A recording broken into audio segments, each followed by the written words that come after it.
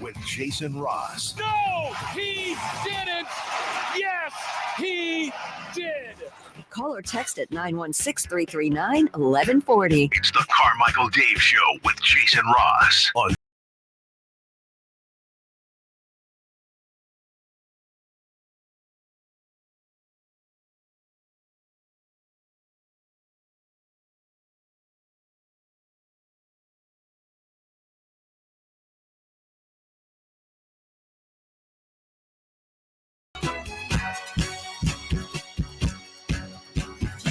Good morning. Welcome into the show on this Thursday, June 13th. The Carmichael Dave Show with Jason Ross. We are here. Dave will be here momentarily. I told Chris why Dave was running late. I said, Dave's stuck in traffic. And Chris, you said traffic? They still have that? At this time of the day? Apparently they do. I was talking to Dave, and he had not rolled very far in his car where he was, but he's not far away. He's just stuck. Good thing is, I know he's not freaking out about this. No, he's not actually at all. He said, "I'll see you about celebrity birthdays." I said, "Okay, sounds good." Ludwig Adberg, is that who you said it was, Chris? Correct. Did you make that name up? No, I did not. Okay. It's probably pronounced way differently, but it's pronounced Jim Smith. The U.S. Open is underway. I'm watching it right now as we speak. And someone named Woods is tied for second. Is that James Woods? The actor? No, it starts with a T. Tiger Woods birdied his first hole, which was 10, and his 4 straight pars. Well, that would be fun. I don't know how long that'll last. Ludwig Adberg right now for another birdie to take a 2-stroke lead. He missed it. We won't be doing golf the entire show, but we will be doing it some of the show. Welcome in. We've got a lot coming up today on this Thursday show. It's Thursday. That means we'll be talking business with Kelly Brothers. Good at business. Yeah. Maybe we'll learn about the lunch he and Dave had the other day and some of our big brass. That's what we like to call him, big brass. Sam Amick will join us at 8. And we will get the very latest of what's going on in the NBA. Do we have one more game of the finals? Do we have 2, 3? Could Dallas do the unthinkable? I don't think so. But they had their chances last night. We will break down that game at some point today as well. So all that's coming up. And then our usual suspects leading off. Safer out. 3 for Madness. Celebrity birthdays. Who's hot? Who's not? Streaking. Ooh. Did the streak continue for Chris and for myself and for Dave? Look, can't ignore his streak. He doesn't have a streak. Well, he's at 1. Yeah, you need 2 to have a streak. Is 2 a streak or 3? That's a good question. Yeah. So we've got that coming your way. Yesterday, Chris, I saw this. I'm late to every party, literally. What was the tweak to Twitter where now we can only I can't see your likes? Is that what's going on now? You can't see other people's likes. Is there a reason, rationality? I mean, I don't know that I really care, but what was the thought process there? There has been a thing of prominent people. Oh yeah, some people get in trouble for, he liked this or she liked that. Okay. So if you see someone's likes, you could see what they are interested in. And it's one of those like, whoa, what are you doing? They're liking that a lot. I want to say that there was, I can't remember which baseball player it was, but there was a baseball player. This was like years ago, like right around when Twitter first started, that someone found out that he was liking porn tweets during the game. During the game? Yeah. Okay. I wish I remember who that was, but I know it's one of those things of you can look, and it's one of those things that I've always kept my eye on, just like, make sure not to like this because, or if you're like scrolling down, but I was hacked. Yeah. That's the best one. I have hit the like button before on accident. Yes. I mean, that is true. And it's never been something that's like, I think been that bad. I'm like, I didn't mean to like that. I guess you just unlike it. But yeah, okay. So that was Twitter's or X's big move yesterday? Was it yesterday? I think it was yesterday. Let me see if I can still like my own likes, which is good because that's how I get my what's hot and what's not ready. Oh, okay. I was like, what's the benefit of that? I have done that where have you ever reposted, I guess, or retweeted your tweet? My own tweet? Yeah. I guess if I like made a prediction.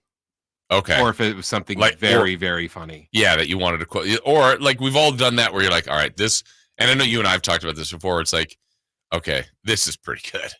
I'm putting this out there. Just wait for the comments. And you're like, really? Nothing? Read that again, everybody. Let me repost that. And you go, nothing. And then sometimes you could put something out there. You're like, yeah, I just threw this together. And you go, that gets the response? I don't know. I don't understand it. It's obviously the algorithms when people see it. Sometimes it lands differently for some people.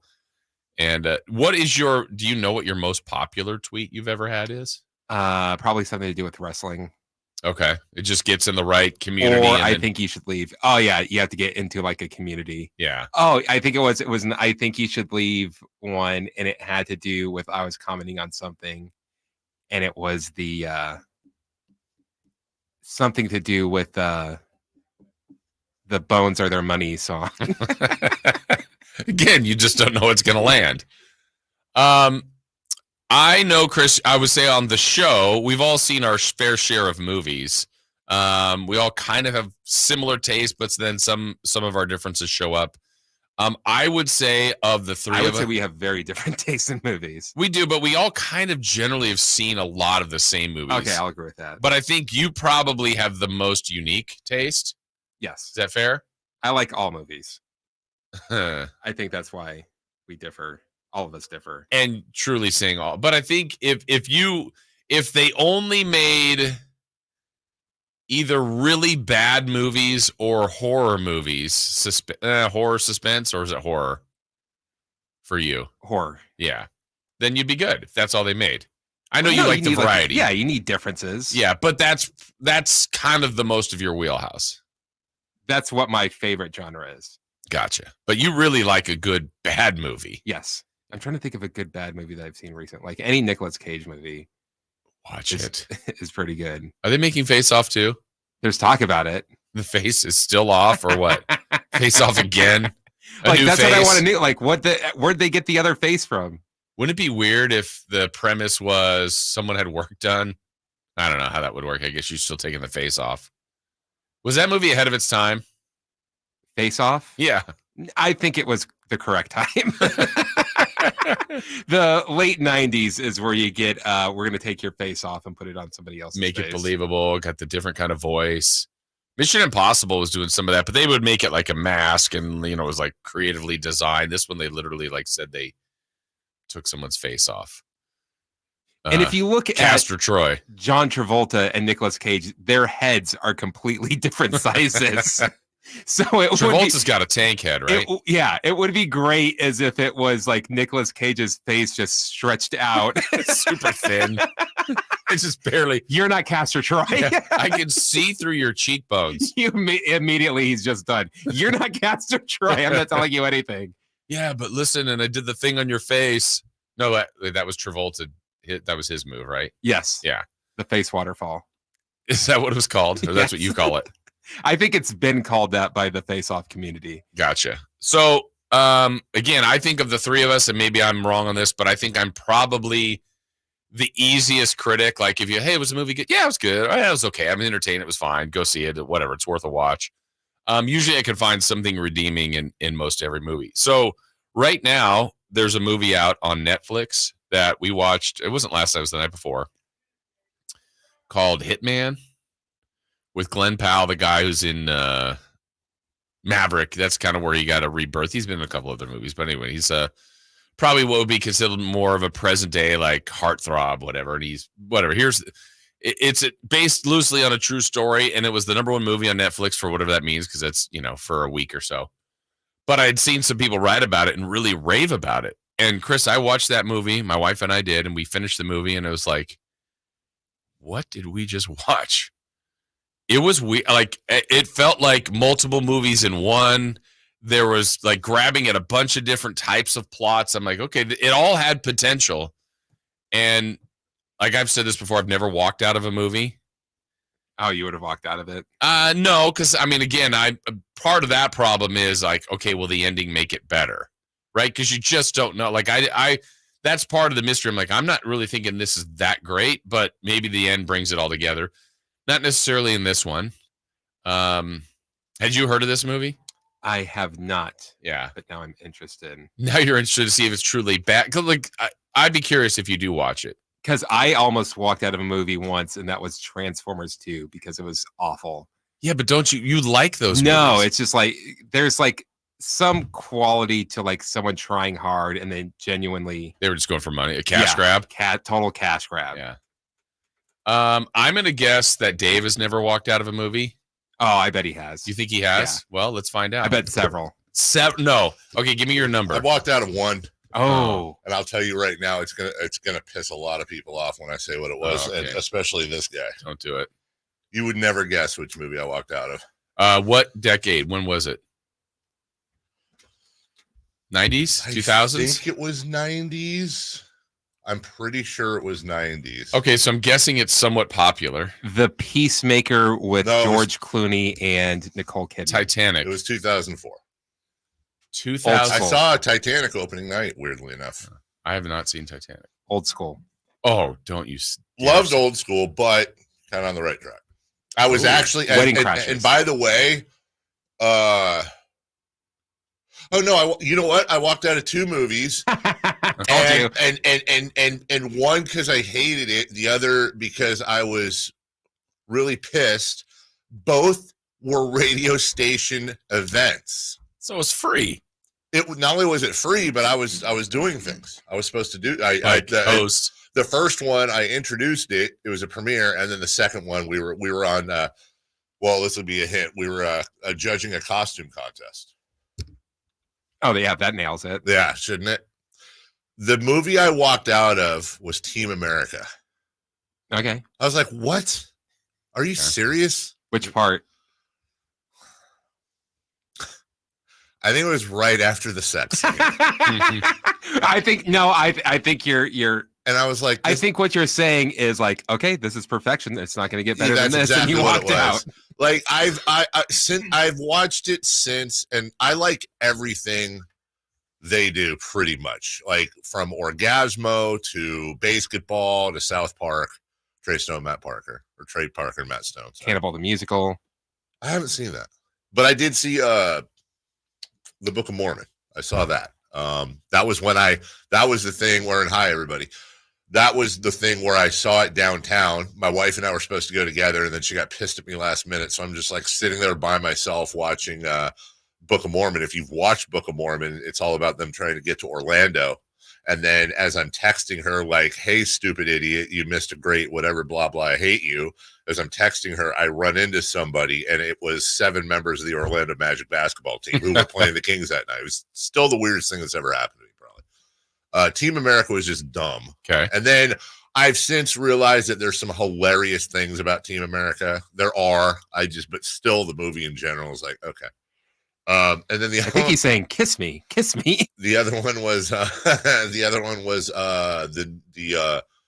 the first of the final 3 Star Warses when we did that, because you're gonna laugh.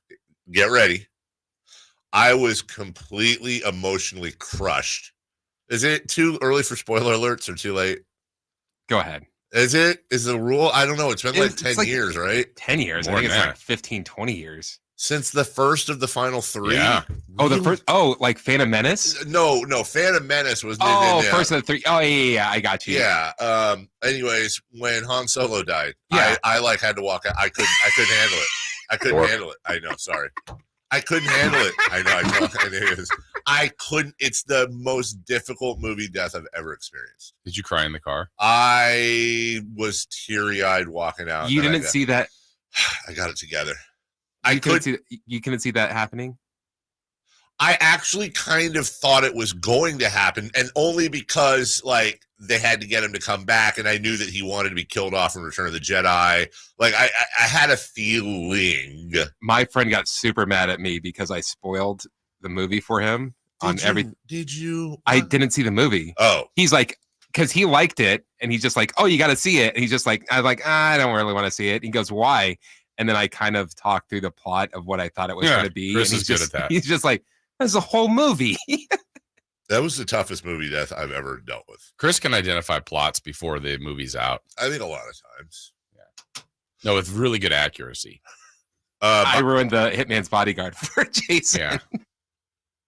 The Hitman one. Well, I'd already seen it. I go, it's really good. You're good. He goes, I said, you don't even know what it's about. And then he's like, it just proceeded to talk about it. I'm like, dang it. Did you see the movie? Yes, Han Solo was worse than Old Yeller. Old Yeller was the movie death I cried the most at was My Dog Skip. I was living with my then girlfriend Susan at the time in a 2-bedroom apartment, and we had a spare room. Is that what ended it between you and Susan? That's she was lazy. Probably was. Thank you. She was. Just kept turning around. I literally had to I went in the guest room. And I went in the closet of the guest room and I closed the door. I just had to be by myself for a while. Wow. I can't do animal deaths, especially dogs, cats, and whatever. But What is there being cat death in a movie? that's a great point. Has there been a cat death? No, they have 9 lives. It's a great point. Maybe on Fast X. There was a cat. Yeah. Good morning, everybody. Thank you for the first few minutes. In all seriousness, You're outside. I sent you guys a picture. Yeah, don't open it around anyone. No, there is I don't know the whole details, but I do know that as we were being rerouted off the freeway, there was an overturned 18-wheeler literally on its back. So if you're on 80 or if your route takes you on Business 80 near Hagen Oaks, near 80 and Fulton, kind of in that section. Good at business. We're right at the Madison, where everything merges. Avoid Business 80 at all costs. It is absolutely standstill, and that was a long time ago. So, anyways, hope everybody's okay. Hopefully, it was just whatever. But I'm sure you'll hear about that today. All right, we'll take a break. When we come back, I heard you guys talking about it. Yep, we got all the Kelly brothers and Sam Amick and all our benchmarks. We've got a Game 3 result. We've got Brian Windhorst opening both barrels on Luka Doncic. We will talk about that. And ladies and gentlemen, the U.S. Open is underway. I'm looking at the top 5. Frederick Oberg, followed by by himself, 2 under, followed by a 4-way tie between Tiger Woods, Woo-hoo! Tony Finau, Patrick Cantlay, and Brooks Koepka. Boy, if it's like that on Sunday, Jason, there might be some records broken for ratings. So we'll get to all that. We'll have your U.S. Open updates. Chris already provided a U.S. Open update. He did. I heard that with 1 score. Yeah, I know. That was great. Mm-hmm. Here's your U.S. Open update. This guy's winning. Yeah. Yep. Back to you. I walked out of it. We'll take a break. When we come back, leading off is next. Subscribe to Sacktown Sports on YouTube and watch the Carmichael Dave Show with Jason Ross, Stiles and Watkins, and the Drive Guys. Live Monday through Friday from 6 to 6. Plus view archive shows and exclusive content. Subscribe at youtube.com/Sacktown Sports. I'm Ken Korak with your Green and Gold Report, brought to you by Xfinity Mobile. Connect to the most reliable 5G network nationwide. Well, it was October 17th, 1974, when the A's at the Coliseum beat the Dodgers 3-2. They won the World Series 4-1 for their 3rd straight title. Coming up later this month on June 23rd, when the A's play the Twins. As the A's say goodbye to the Coliseum this year, the A's will honor members of that 74 team in a pregame ceremony.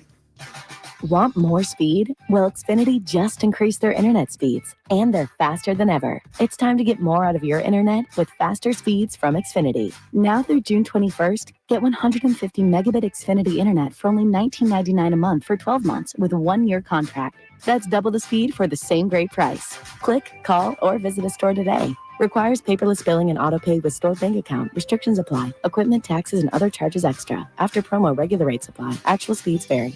Let's do it. Leading off, the 3 top stories in the morning. Huge news. This is very important. Here's cut number 1. Still a 7-point game, and that's going to do it. The Boston Celtics are 1 win away from an NBA title.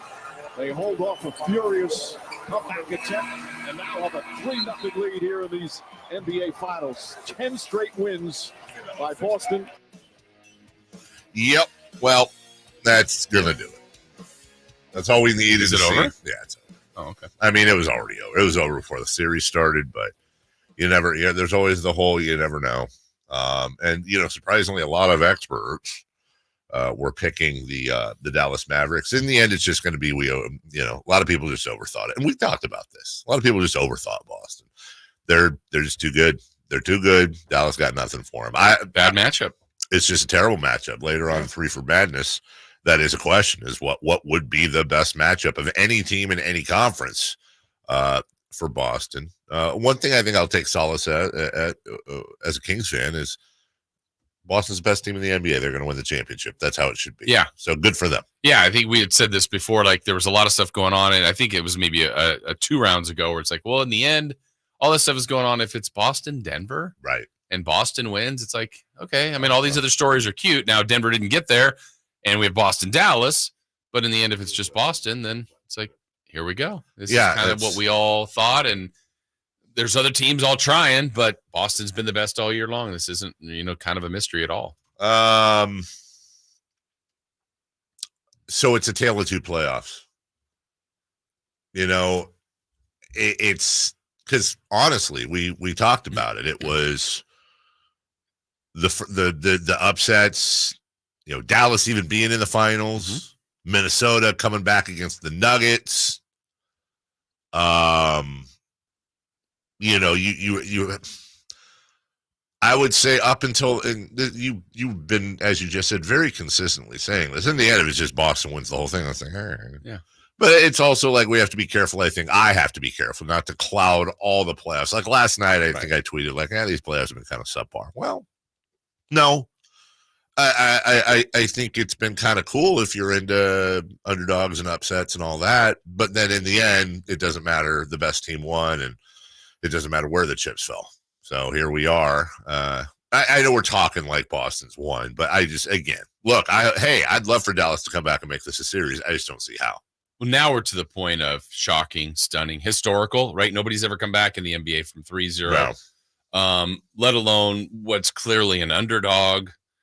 Maybe there was a window yesterday. You go, it does look different without Porzingis. Right. Okay. Right. Dallas, it was such a weird game in the sense the way Dallas started. You're like, oh, wow, this is exactly what they needed to do. Mm-hmm. Then when they're down 21, you're like, wow, nice effort. And then they nearly came back to one of the great comebacks. Oh, ever. my gosh. So, the roller coaster last night was kind of wild. I think they start 9-2 and then it was like 22-9. Yeah. Missoula, I know, called the early timeout. And then down 21 early fourth. It's like, well, this is over. And to get it to 2. Yeah. And then Luka. All right, cut number 2, please. Cut number 2.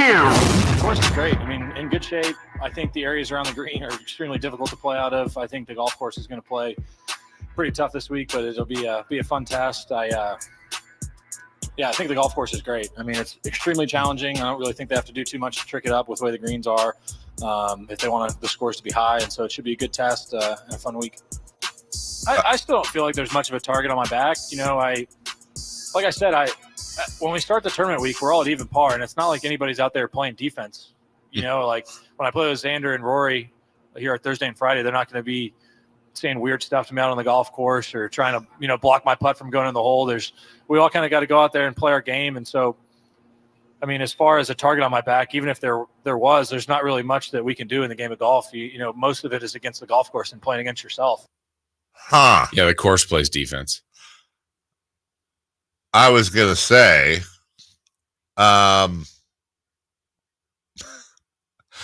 that'd be kind of cool. You're allowed like one block a game. One block a game. You can yell. You can do a psych out like in basketball. Speaking of, it's a great point Scotty Scheffler brings up that it is him against the course. It doesn't matter. It really is kind of a cool point. There is no defense by the other players. They are helpless. Yeah. They can only control their own destiny. It's the course, as you just said, that plays defense. And early on, watching this course, there have been some pretty cool putts made, But my God, you just basically have to sneeze on the ball, and it's flying right now. I don't know what the heck. I don't pretend to understand the stimp meter completely, but it's got to be at like a 37,000. Yeah, this is a mental test. This is all it is. Like, you're going to make some mistakes. They were slow on the score bug up there because they're now a tie for the lead because everybody's at 1 under, right? And that includes Tiger Woods, tied for first. If and also again, he's like 5 holes in, right? And I'll just, this is one of those problems that I don't know if you can solve it or not, but it's just a joke that it's 6:30 in the morning and Tiger Woods is through 5. Yeah. Your biggest draw by far, and most people are going to wake up and his round's going to be almost completely done, and then you're going to end up watching Tiger. And I don't know what the solution is. They can't be like, speaking of Tiger Woods, who I think we would say this is in the lead. He is in the lead. And he's in the woods. He is. Tiger is in the woods, in the stuff, and he just has a nice little out there. Safe. Par 4, 7. It's a 5. Is it a par 5, 7? So. There you go. Nice little, looks like about a 90-yard, 80-yard layup. Maybe it is a par 4. Yeah, it's probably a par 4, 600-yard. Exactly. But there's a lot of people at the top. A lot of people at that's what this thing's going to be like. Yeah. Wouldn't be. I mean, you've got a lot of people under par right now, but it's very early. Yeah, it's very early, and you never know. I am really curious if under par is going to win this thing, just because of how historically tough the U.S. Open is. Either way, it's gonna. You got to think it's going to be single digits under par if that's the case. We have time for number 3. We want to go to a break. All right, we'll go to a break. When we come back, we'll get into some audio from Game 3. Early lead for Dallas, and then voof. Then it was all about the Celtics and winning Game 3 and their drive to a championship. Are they driving in a Hoblet, Dodge, Chrysler, Jeep, or Ram? I don't know, but I can tell you they'd get there if they did. It's Chrysler's Make This the Summer event. If you need a new Ram, Hoblet has it, and with even more savings now on the hard-to-find heavy-duty Ram trucks you need. You can save up to $11,000 off MSRP on the new 2024 Ram 2500, 3500 Bighorn, Laramie, Limited, Longhorn, and Rebels. You pick. They are California's #1 Ram truck dealer, which means we have over 500 Rams available. And if for some reason they don't have your truck in stock, guess what? They'll get it for you. So if you need a new Ram truck, Hoblet has it. Stop by for a test drive today, or search, select, and save at HobletDodge.com. Unbeatable prices, unbeatable selection. Nobody beats Hoblet, period. The tale of 2 halves for the Dallas Mavericks and Boston Celtics. We'll go over it next. On the move? Got somewhere to be? Take Sacramento Kings basketball with you. The Sacktown Sports app will let you stay connected to your passion. Never miss a moment of Sacramento Kings basketball with the Sacktown Sports app. At the Good Feet store, we take pain very seriously. Whether in the foot, knee, hip, or back, Good Feet makes over 300 styles, flexibilities, and sizes of pain-relieving arch supports. With 26 bones, 30 joints, and over 100 muscles, tendons, and ligaments in each foot, a lot can go painfully wrong. So there's a trained arch support specialist at each Good Feet store to give you a precision fit. Come in for a free fitting and test walk. No appointment necessary. Good Feet arch supports are HSA, FSA eligible. The Good Feet store in Sacramento, Roseville, Vacaville. Online at goodfeet.com. Golf to Go is brought to you by the Hagen Oaks Golf Super Shop. Here's Frank LaRosa. I'm surprised at how many players wait too long to have their golf clubs regripped. I'll pick up my playing partner's clubs when they're left near the green, and that's when I notice that some of the problems in their games could be attributed to worn golf grips. If yours are shiny or worn when you play, you're probably gripping the club too strongly for fear of losing it during a swing. The golf grip is your connection to the club, and fresh grips let you hold the club lightly, promoting proper swing mechanics and swing action. Many of us simply replace the grips with the same product that was on the club, but with so many different types of materials, colors, tackiness, softness, and more, you'll find plenty of sizes and colors to fit your game and your personality. Your local pro shop or club fitter can re-grip your clubs, or you can purchase a kit and do it yourself. Either way, regripping once a year is an inexpensive and fast way to bring a noticeable change to your game and to give your clubs that new club feel. That's your Golf to Go. I'm Frank LaRosa. Hey, Sacramento, get ready to rock, groove, and have a blast with the Sacktown Sports live events calendar. It's an unbeatable lineup of shows you won't want to miss. First up at Thunder Valley on June 22nd, don't miss NSYNC and Backstreet stars Joey Fatone and AJ McLean as they bring back the hits. On June 28th, it's country sensation Lee Brice lighting up the stage, all at Thunder Valley Casino Resort.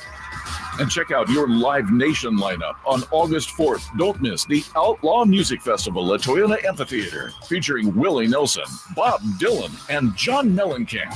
On August 15th, catch Donnie Osmond at Hard Rock Live Sacramento. And then on August 22nd, Creed Fisher takes the stage at Ace of Spades. And coming up September 10th, enjoy the timeless sounds of the Doobie Brothers at Toyota Amphitheater. Visit livenation.com for all your ticket information. And stay tuned to Sacktown Sports for exclusive updates and your chance to win tickets. Get ready for the Kia Vacaville Summer Sticker Sales Event. This is your chance to make it a summer to remember with incredible deals on select 2024 Sportage and Sorrento vehicles. Kia Vacaville is offering an amazing 1.9% APR for up to 48 months for well-qualified buyers. Or you'll get $1,000 bonus cash on specialty tag 2024 Sportage and Sorrento models. It's the perfect time to upgrade your ride and start your summer adventures. Imagine cruising down the highway in your new Kia from Kia Vacaville, enjoying the advanced features and comfort of the Sportage or Sorrento. Whether you're planning a road trip or just driving around town, these vehicles are designed to elevate your experience. But don't wait too long. These unbeatable deals won't last forever. Your adventure starts now at Kia Vacaville, where every journey is an adventure. Visit them today and find the perfect vehicle for your summer plans. Model availability, lease options, and features may vary. Please visit Kia Vacaville for more details. Sacramento, Dierks Bentley is coming to town. Hey y'all, this is Dierks Bentley. Saturday, September 28th at Hart Health Park at Cal Expo for Country in the Park 2. And he's bringing some friends. This is Bonnie. Take my hand, let me make you mine. It's Dasha, Kelsey Hart, and more. Saturday, September 28th at Hart Health Park at Cal Expo. Get your tickets before they sell out at CITPfest.com. Brought to you by Hyatt Vacation Club and Xfinity.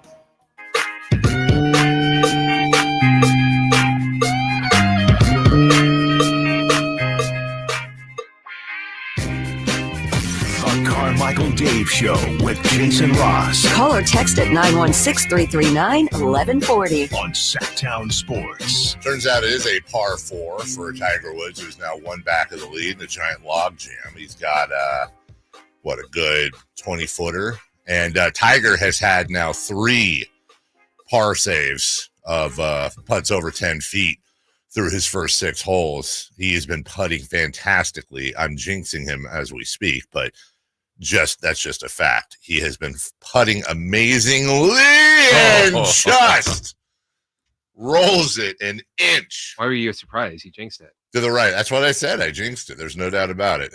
Every single thing that every fan does at home or at the stadium makes a direct impact in the game. So Tiger's putter is on today. It really is. Despite that miss. And still a good putt there. That's just these greens are so tough. So he falls to even par on the day. Done. That's it? Yep. Who is more done, Jason? Tiger Woods or the Dallas Mavericks? Dallas Mavericks. Yeah, it started out great for him, though. Kyrie Irving had his shot going. Celtics shooting just 36% from the field. Meanwhile, the Mavericks have hit 10 of 15. Irving a three-pointer. Got it!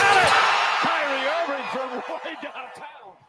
You knew if the Mavs were going to have any chance at winning, that Kyrie Irving was going to have his game on, and he had easily his best game of the entire series. Luka Doncic on in the first quarter as well. Doncic leaning in, trying to draw some contact, fading away, got it to go. Doncic 5 of 7 from the field. He's already got 11 points. I feel like Mike Breen is the only play-by-play guy I've ever heard who can there's one other, actually, I'm forgetting right now that I think about it out loud, who can have a little bit of puke to his voice, and it actually sounds good. Like right there. He goes, that's what we call puker. Yeah, but like not in a. I've never thought of him that way. I mean, never, ever. But there's a tiny eensy bit of it. But it actually sounds. Mike Brink could read the yellow pages. It sounded amazing. Jason Tatum, though, wanted to make sure Boston still had life at the end of the first. Doncic with Tatum right on him. Ball taken by White. Final seconds, plenty of time. Tatum's down the other end. 2 seconds to go. Tatum throws it down with a second remaining. And despite the fact that Dallas just came out gangbusters at the end of one, it was 31-30, just a 1 point lead for Boston. Jason, hindsight, of course, is 2020. You got to think, though, the quarter ends. And Dallas has to be like, we just threw everything at them. The last two games are a carbon copy. Like, they were pretty good in game 2, and it was close. They were better in game 3, and it's a 1 point game after one. And I thought, this is not a good sign for the Mavs. If you'd have told me after the first quarter, Dallas, their first 30-point quarter, by the way, of the series, they scored 31 in that quarter, and we're still held under 100 points. Haven't hit 100 yet. 3 straight games of less than 100 did not happen all season long for the Mavs. Jason Tatum continued his scoring. Brown goes up top to Tatum. Tatum lines up. Three-pointer is good. Jason Tatum is 4 3-pointer. So out of the third quarter, out of halftime, Jason, as you know, you watched, Boston, I think, made their first 6, 7, 8 shots. They went on a huge run, ended up outscoring Dallas 35-19, and it was Dallas had to do some catching up, if you will, there. But then the Rocky music starts playing. We started with Luka Doncic himself. Lively kicks it out. Doncic goes inside, reverse. Oh, beautiful move from Doncic. How about PJ Washington bringing a large double-digit lead down to just 6? Doncic drives, kicks it out in the corner. Three-pointer Washington. That's good. 6-point game. 6-point game. They got it down to 3. They're right there. Yeah. There were a couple times I actually thought they were. Yeah, got it even to 2. Yeah, they got it to 2. I think they had, if I remember right, they had a wide open 3 for the lead from somebody at some point that missed. And then Luka Doncic with the play of the game, really. Brown runs into Doncic, blocking foul, and that's it. He's fouled out. Luka Doncic has fouled out with 4:12 remaining. 4 fouls in the fourth quarter for Luka. 4 fouls in the fourth quarter. I believe the first time he's fouled out in a playoff game, yes. I think I heard. What was it, like the third or fourth time in his career? But you're right, 4 fouls in the fourth quarter. And it wasn't just the fouls, Jason. It was Luka just had a temper tantrum. Yeah. He was begging for fouls. In fact, we're watching it right now on the screen. He was begging for fouls. He was falling backwards, flopping, yelling at refs. When he got that final foul, he turned to the bench and said something like, "You better effing," which they had to. Which they had to. Still, bad look. It's a really bad look. And look, Luka is a brilliant player. They're not there. They're not in the playoffs without Luka Doncic. Let's be honest. So I don't want to get too carried away here, but Luka both had them in the game and almost single-handedly lost them the game. Yeah, there's a couple things that have shown up on this. I didn't know the breakdowns last night when everybody's going through all this stuff. The play they just kept showing up there. Luka not only missed a step back 3, he's on the ground. You can see him just kind of arms out, yelling at refs. Dallas goes the other way, 5-on-4. Boston goes the other way, goes 5-on-4, and Hauser hits a straightaway 3. Part of that, maybe that still happens. Right. But the look of your best player on the floor arguing a call in the NBA Finals, when every single possession is so critical. And the margin is, look, Dallas is in trouble, and they've been in trouble in this series. It's not like incredibly lopsided, but those margins have to be filled in. Yes. And so to win, everything has to be right. And I'm sure Luka got fouled on some of those. Sure. right? I mean, happens. I'll give him that. Yes. It's not going to change. No. And I don't changing the call. Yeah, and I don't know. There were other calls that I bet Boston felt like it just felt really physical, and they weren't calling it. So get used to that. And by the way, you're dealing with the best graded refs in the game, and they're humans. And I'm not defending this. Yeah, I'm not defending it. It should be completely impartial. But if I'm a referee and I'm in there and Luka is just showing me up the whole game, I'm not inclined to give him a bang foul. Right. I'm just not. Like, screw you, guy. You know what? You want to whine and cry the whole game? Cool. Well, you're losing every 50-50 call. Right. You know, the best ones we see are the ones, the stars especially, that they wait till the commercial break when the cameras are off. They go over, they know the ref's first name. Hey, John, help me out with that call. Like, please take a look at this. He's hooking me the whole time. I get it. Just can you please pay attention to that? And you've seen it. I've seen it being up close. And the refs are always like, they'll state their case. But if a player asks them to take a look at something down, throughout the game, okay, I got you, no problem. Or a player says, hey, take a look at that call during the half, would you? Because the refs will look at tape during the half. Look at that call. Let me know. And there's a lot of refs out there that will be, hey, you know what? I missed that. I missed that call. Right. That's not how Luka does things. And we'll hear from Brian Windhorst later, who just ethered Luka. And I thought he was spot on. I did. I thought he was spot on. Well, and then the other part that's showing up too is, and I just saw this put up there on Sports Center, the next gen stats or whatever they have. It says, and this is where you get into the weeds with this, but I think it showed on the bottom scroll that Luka, the blow by rate, so the people going by him, it's the highest in the history of the NBA Finals. And you're like, okay, so gifted offensively, now he's a liability. And actually, when he fouled out, I went, you know what? Right. You're going to miss what he's doing for you offensively, but they will be better defensively. I don't know if they can win this, especially if it gets to overtime. You want Luka around, but they were better defensively. Lots to talk about here, and you're absolutely right. And yeah, there is no doubt they are not only targeting Luka defensively, but I guarantee you Joe Mazzulla and the rest of that team are saying, this guy's going to whine. Mm-hmm. We can get in his head, and every time he's bitching, it's advantage. A 5-on-4. Yeah, take advantage. It is a fast break 5-on-4. Take advantage and convert. And the only thing worse than thinking you were fouled and whining to the refs and not getting the call is watching as they score right after you're whining. And your teammates are like, dude, come on. You got to quit bitching. I saw on Twitter someone respond with, I think he's just baiting for fouls so he doesn't have to go back on defense. I mean, and it might be a cardio thing too. There's a lot to talk about here. We'll take a break when we come back. Safe or Out, featuring Jason's New York Yankees. Yeah, we got to do it. We'll do that next. The NFL's leading rusher plays here. The handoff to McCaffrey, walks in the end zone. Handoff to McCaffrey, takes it right down to the goal line.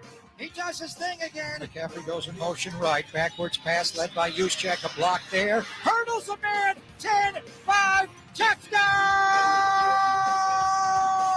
CMC! You can hear all of Christian McCaffrey's touchdowns on your home for 49ers football. Sacktown Sports.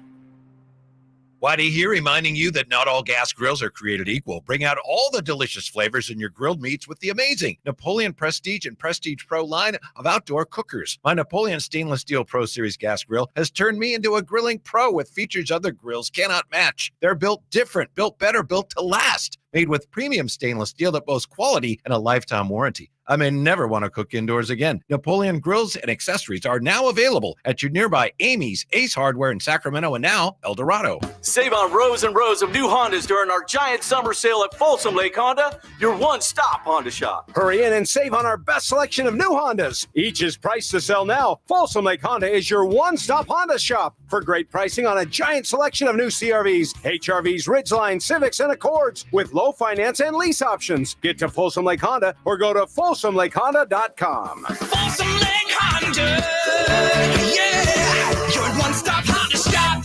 If you need bold banners to boost your business, but you're on a budget, think Staples. Because now at Staples, you can save up to $50 on your print purchase. From posters and flyers to signs and menus, Staples can print anything you need to move your business forward. And with Staples Print Perfect Guarantee, it's done right or it's printed again free. Plus, same-day service is available on hundreds of items if you order by noon. Get it printed right at Staples. And now get up to $50 off your print purchase. N76, visit staples.com/print for details. So I just went to Kohl's to shop their first ever customer appreciation event. And now I'm here to spill the details. Because I'm a Kohl's card holder, I got an extra 30% off. Or if you're a rewards member, you get 20% off. Even non-members can save with 15% off. And as an added bonus, Kohl's also has great prices on Father's Day gifts, like top activewear, Sephora cologne, grilling gear, and more. So what are you waiting for? Don't miss out. Hurry to Kohl's. Select styles. Some exclusions apply. Coupons and Kohl's Cash do not apply to Sephora. Offers end June 16th. See store or Kohl's.com for details. We see a lot of news about teens vaping, but teens see something else. Videos on social media that glamorize it and downplay the dangers of nicotine. How can parents talk so kids will listen? Use facts. 1. Nicotine can rewire teens' brains. 2. It can make teens more anxious. 3.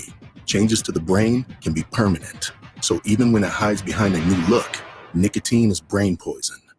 Go to undo.org for more. This is the story of the one. As head of maintenance at a concert hall, he knows the show must always go on. That's why he works behind the scenes, ensuring every light is working, the HVAC is humming, and his facility shines. With Grainger's supplies and solutions for every challenge he faces, plus 24/7 customer support, his venue never misses a beat. Call quickgrainger.com or just stop by. Grainger, for the ones who get it done.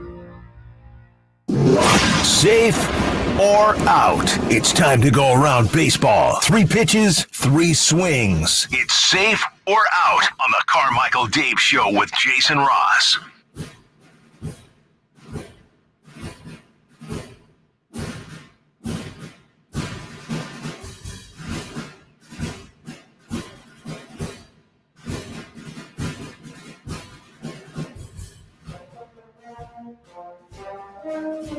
Kelly Brothers at 7:30.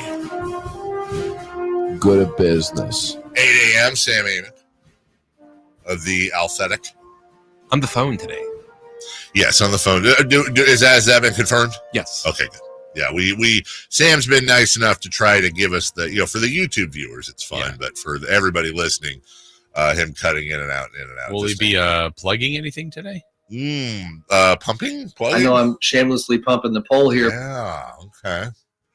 Well, we're going to plug ourselves some safer out. Let's do baseball time. Question 1, please. The Yankees have won 4 in a row and have passed Philly for the best record in baseball. Safer out. New York has no real weakness. Jason, I'm going to turn the order over to you. You're the Yankee expert. What is the weakness of this team? And injuries don't count.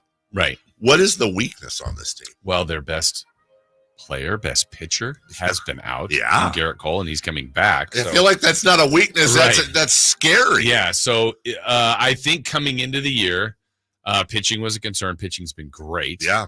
So, and your best pitcher's coming back. The second part is last year they had guys that couldn't get on base, and the strikeout ratio is way too high.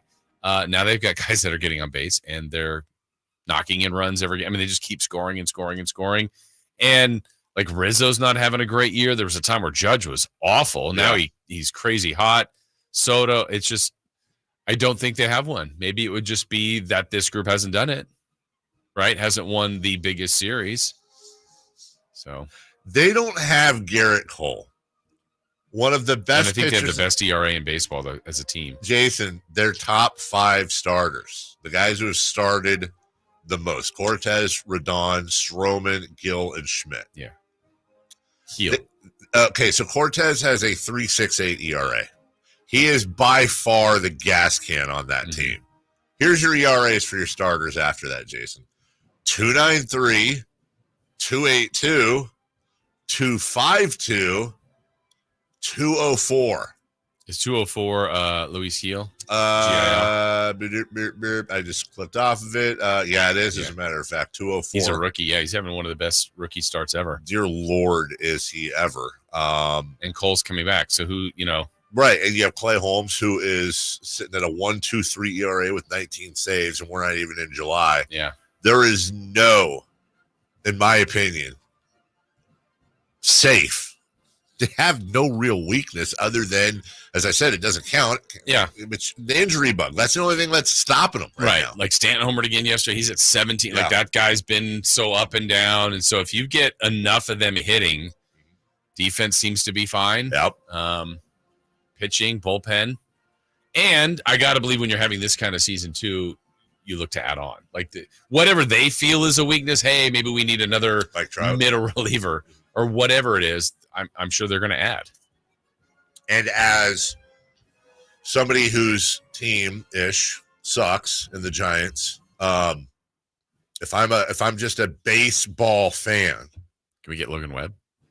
Okay, you gotta too far. You gotta relax. Hey, you gotta relax. I'm sorry, you gotta chill. YGC, you can't. That's terrible. Well, you want to fill in the farm system. I'd rather them go to the Yankees than the Dodgers. There you go. Solved it. I think the best thing for baseball is that the Yankees are like 110 games something pace better. They're winning 70% of their games. Can you imagine just a Yankee-Dodger World Series for the ages? Just too. I know. I get it. What do you want, Chris? But just not that. Why? You don't think? But I'm with you. It was really good baseball this last weekend. I thought it was good for baseball. I hear Chris, and I, as a Giants, I feel that. But for baseball, if you had this, it hasn't happened in 40 years. It's not like it doesn't happen all the time. It's not just the New York, LA market, which of course would be great for baseball. But you've got the Dodgers World Series or bust, versus the juggernaut Yankees. Yeah. Oh my God, who's going to win this thing? Shohei Ohtani's finally there. Judge is there. That's great. And we say we want what would be really cool? How about the Pirates, the Phillies and Orioles, or the Pirates and the Twins? But then we get there and it's the Celtics and Mavericks. Yeah, no one goes, this is great. This is great. Yeah. All right. Question 2. The Orioles have won 6 in a row and have the second best record in baseball. Safer out. They're the second best team in baseball. I'm going to say out. I can't put the Orioles past the Dodgers. I barely can put the Yankees past the Dodgers right now, but they're the third best team in baseball, I think. The Phillies. The Phillies, I look, the Yankees just passed them for best record. I like the Phillies. A's are right there. I would put Phillies 4th, A's 5th. Okay. But I would say I like the Orioles. I've said this before. I love the way they built their club. But I would say out. But close. Yeah, they lost a couple of pitchers to Tommy John not that long ago. So starters, that's going to be tough. But they're really good, though. Yeah, obviously. Are. And, if the Yankees slip up, then there they are. I mean, they're right behind the Yankees. If the injury bug does hit the Yankees, they are right there. Question 3, please. Wait until Jackson Holliday's back. Tearing it up. With the Yankees and Orioles, plus the last place being Tampa Bay, just 4 games under 500, safer out. The AL East is easily the best division in baseball. That is safe. Yeah. It really, really is. I was counting it up earlier. I think is it 13, something like that? 213 wins for the AL East, and the second best division, just record-wise, is the NL Central, where you have everyone's right around 500, and I think it's like 170 wins. Oh wow! Like they're like 40 something wins back of the AL East. It's redonkulous. They are Jason.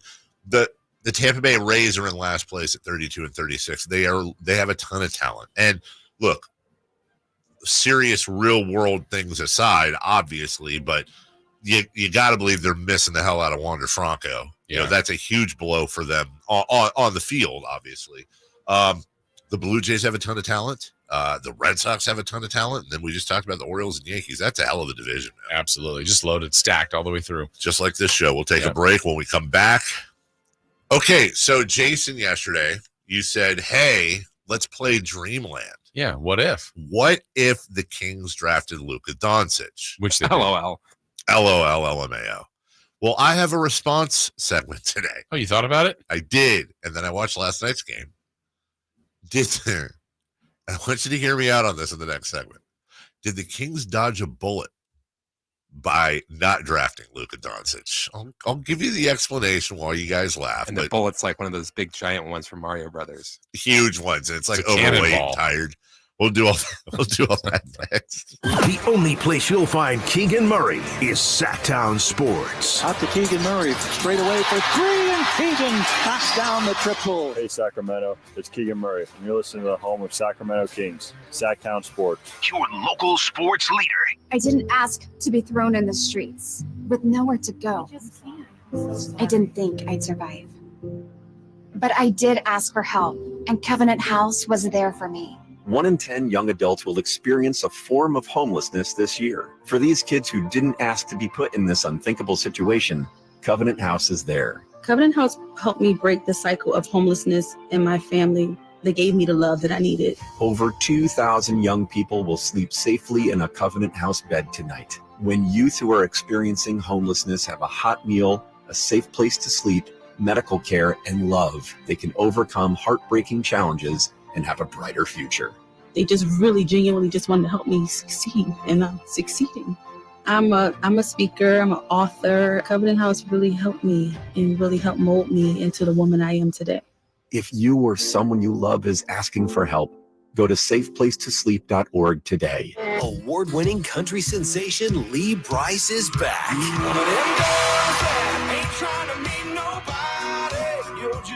Live in concert. Friday, June 28th, 7:30 p.m. The venue in Thunder Valley. Lee Brice.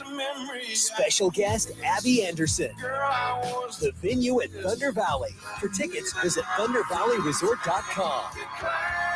Don't miss Lee Brice live. Hey, it's Kyle Draper here to remind you that the famous Bay Area pizza company, Amici's East Coast Pizzeria, has just opened its first location in Sacramento, offering takeout and delivery to the greater Sacramento area. To check out the menu and order online, visit amicis.com and click on the Sacramento banner. And as a special deal all this week, when you enter promo code SAC20 at checkout, they'll give you 20% off your entire order. So when you want to enjoy great pizzas with family and friends this week, use promo code SAC20 at amicis.com and Amicis delivers. Jerry and Kenny here from Bell Brothers. And if you've even thought of replacing your old, outdated, inefficient windows, now is the time to take action. Right now at Bell Brothers, when you buy one window, you'll get the second one for 30% off. That's right. Buy one, get the second one 30% off. That's real savings, up to $6,000. You have to buy at least 4 windows to qualify, and you can't mix windows and doors. But beyond that, every second window is 30% off. For example, when you buy 10 windows, you will get 5 windows at 30% off. We also have 0% interest financing available for qualified buyers. Call for details. To take advantage of our buy one, get one 30% off sale, call Bell Brothers now at 916-444-1234 or find us online at theNoSurpriseGuys.com. The No Surprise Guys, Bell Brothers. Hello, Sacramento. I'm Emran Pilati, owner of True Sports Cards and Collectible Store here in Rockland, California, and the host of the True Sports Cards Show that airs right here on Sacktown Sports 1140 every Saturday from 10 to 11 a.m., where we discuss the latest trends, hottest products, and deliver exclusive interviews with other industry leaders. And don't forget to visit our shop, True Sports Cards, at 6661 Stanford Ranch Road in Rockland and see what we have for all your sports card and memorabilia needs. Join us for the Gold Rush Classic at Rancho Murrieta, August 22nd and 23rd, where golf, charity, and the star-studded fun all come together on the greens. The Gold Rush Classic is a celebrity pro-am golf tournament, a $1 million hole-in-one contest, a celebrity skins challenge, a celebrity draft party, an awards party, a farm-to-fork dinner, and a fantastic concert under the stars. Witness history as these all-pros and Hall of Famers take a swing for charity and show their skill at Rancho Murrieta's Championship Golf Course. We're still looking for a few good sponsors. Here's your chance to tee off with a former All-Pro or Hall of Famer like Brown, Miller, Falk, Polanese, and Theus. Don't miss out on this exclusive offer. Reserve your sponsorship or foursome today. Call John Jacobs at 916-806-0939 or go to goldrushclassic.org. Make a difference while playing the game you love at the Gold Rush Classic, where golf, charity, and the star-studded fun all come together. For more information, visit goldrushclassic.org. Sacramento, Dirk Bentley is coming to town. Hey y'all, this is Dirk Bentley. Saturday, September 28th at Heart Health Park at Cal Expo for Country in the Park 2. And he's bringing some friends. This is Bob. Take my hand, let me make you mine. Paige Dasha, Kelsey Hart, and more. Saturday, September 28th at Heart Health Park at Cal Expo. Get your tickets before they sell out at CITPFest.com. Brought to you by Hyatt Vacation Club and Xfinity. Hey, it's Carmichael Dave from my good friends at American Energy. Now, I've told you this before, but this is what we call extending a good deal. Right now, American Energy Heat and Air is offering an HVAC diagnostic for $99. Oh, wait, I'm sorry. Never mind. They're offering it free. It's a $99 value, but you get it for $0. Let the American Energy team test your system connections and all the moving parts of that system to ensure that it's functioning properly. Now, this is a limited time offer. Call today to schedule your appointment at 916-520-9990. Speak to the company that has an A-plus rating with the Better Business Bureau that's been making the greater Sacramento area proud since 1981. 916-520-9990 or AmericanEnergyAir.com. Tell them Carmichael Dave sent you. Call 916-520-9990 now. From the Power Business Technology Toshiba Studios, KHTKAM Sacramento, KYMX HD2 Sacramento, the only station in Sacramento giving you local sports coverage from 6 a.m. to 6 p.m. Monday through Friday. Sacktown Sports.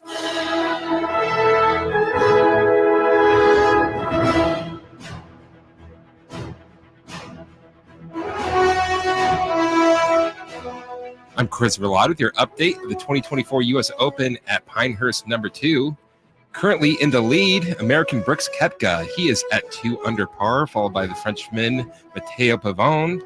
And surprisingly, Tiger Woods is 3 behind. He is 1 over par for the day. This update is brought to you by Naturewood Home Furnishings, where it's all about choices and always about quality. The Carmichael Dave Show. He's on the microphone when he's not on the microphone. He's playing a song, and when he's not playing a song, he's on the microphone. And then boom. With Jason Ross. No, he didn't. Yes, he did. Call or text at 916-339-1140. It's the Carmichael Dave Show with Jason Ross on Sacktown Sports.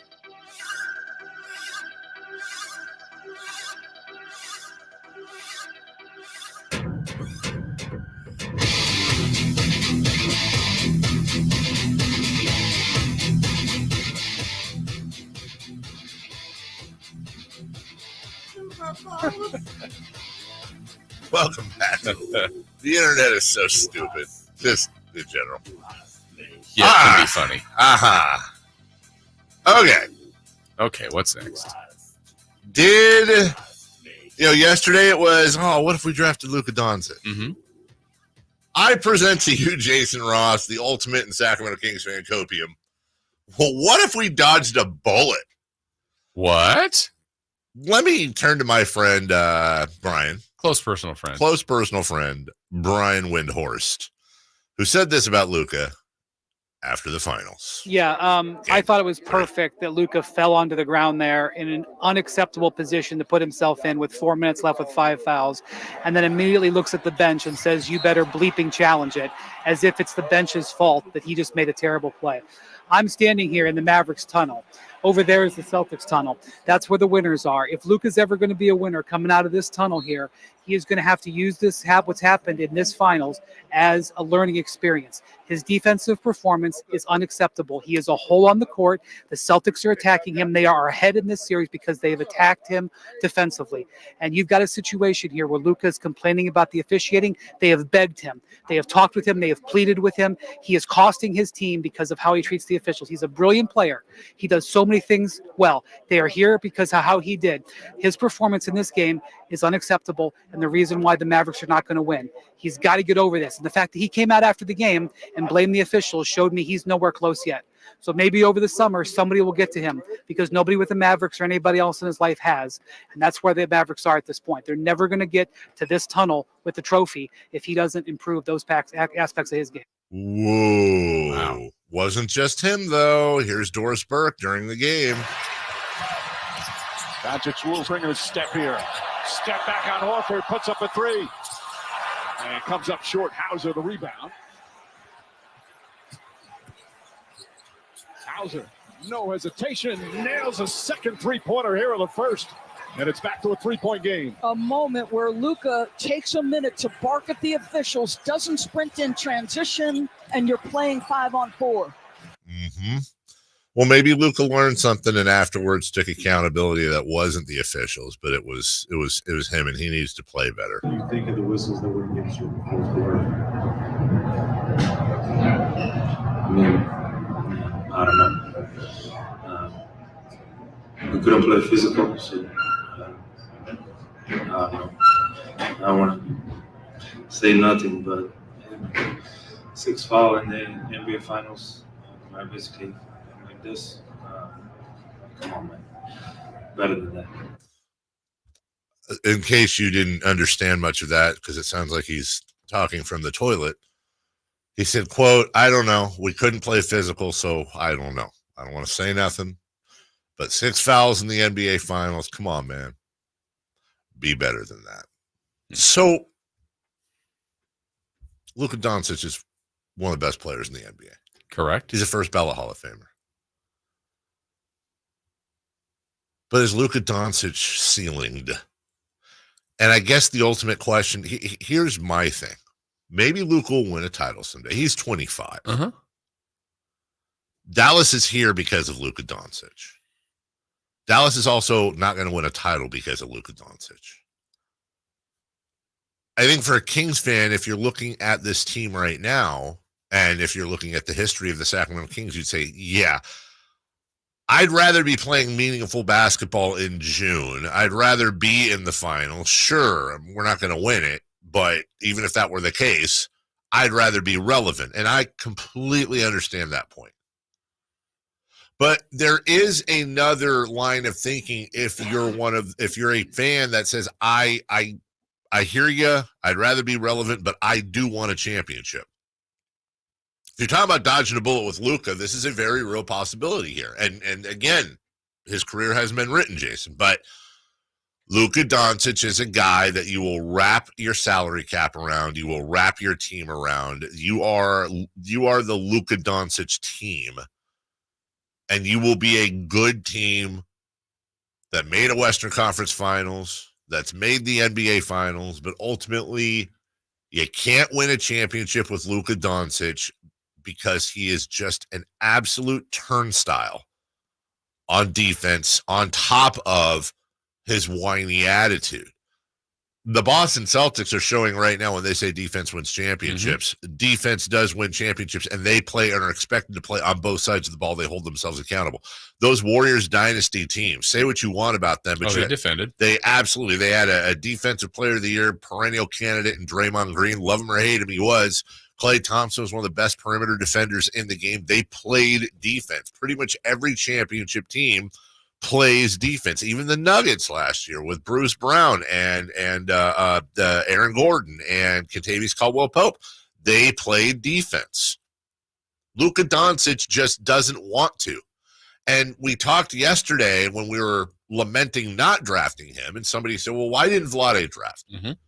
One of the reasons Vlade didn't draft him is he was worried about his long-term conditioning. He was worried about his conditioning in general. And he was a little bit worried about him he had no doubt that he was a great player, but was a little worried about all the peripherals. And there's a part of me that looks at a game like that last night and goes, look, there's no defending Luka over Bagley. But he's definitely not defending. But drafting Bagley instead of Luka also means you're not attached to this Luka train, and they still have the ability to put together a championship team where it may just be a reality that Dallas doesn't, that you can't put together a championship team with Luka Doncic, just like you can't put together a championship team with James Harden. You never could. The caveats there, and then I'll shut up, is James Harden probably should be an NBA champion. If Chris Paul doesn't pull his hamstring against the Warriors in the Western Conference Finals, they probably win that series. And Luka Doncic may end up winning a title down the road, but I don't think he wins a title until he comes to grips, if he can, with the fact that, dude, you got to shut your mouth. You got to quit trying to bait fouls. They're not falling for it. That doesn't work in the playoffs, and you got to get back on defense. Yeah, I'm trying to think, it's hard to capture all of the thoughts on Luka and say he'll never win a title without the career going, but I think it's going to be difficult for him to do so. And I think about Dallas's situation where I would say a lot of teams would want to be in that spot where you have the best player in the league or one of the best players in the league. I think they're in a really tricky spot because they're very good. They're going to win a lot of games. He's going to win a lot of games. He's going to sell jerseys. He's a draw. He's awesome. Absolutely. Hall of Fame. International superstar. But it's so weird because the team is in the finals and they're basically 4 wins away from winning a championship. Even though now it looks like they may not win a game, or even if they win a game, can they win 4? I don't think they win 4. So you're going to be on the heels of winning the West, having one of the great players that's probably still not quite to his prime. And if you're GM of that team, you're going, what's the puzzle? Because I think he's really difficult to play with. And it's a weird statement in a guy that does share the ball. He does get assists. But I think watching this series, the biggest example of the differences of the two teams, I think it's so much more difficult every possession for Dallas to score. That's right. Partly because of Boston's defense, 100%. But the other part is Luka and really Kyrie are so ball dominant. Yes. And in a present day where, you just watch Boston and their best players are probably in some order, Jaylen Brown and Jason Tatum. Yeah. In game 2, Drew Holiday led him in scoring. Kristaps Porzingis comes back after missing 10 playoff games and nearly leads them in scoring in game 1. Right. Last night, it went back to Brown and Tatum. But would it be shocking if Derek White led him in scoring? No. Oh. They are sharing, moving the ball, and to your other point, so whether it's complaining, whether it's conditioning, whether it's defensive is probably the biggest issue, and really the ball dominant part, you've got to find the perfect group to play with them. And they got here. Right.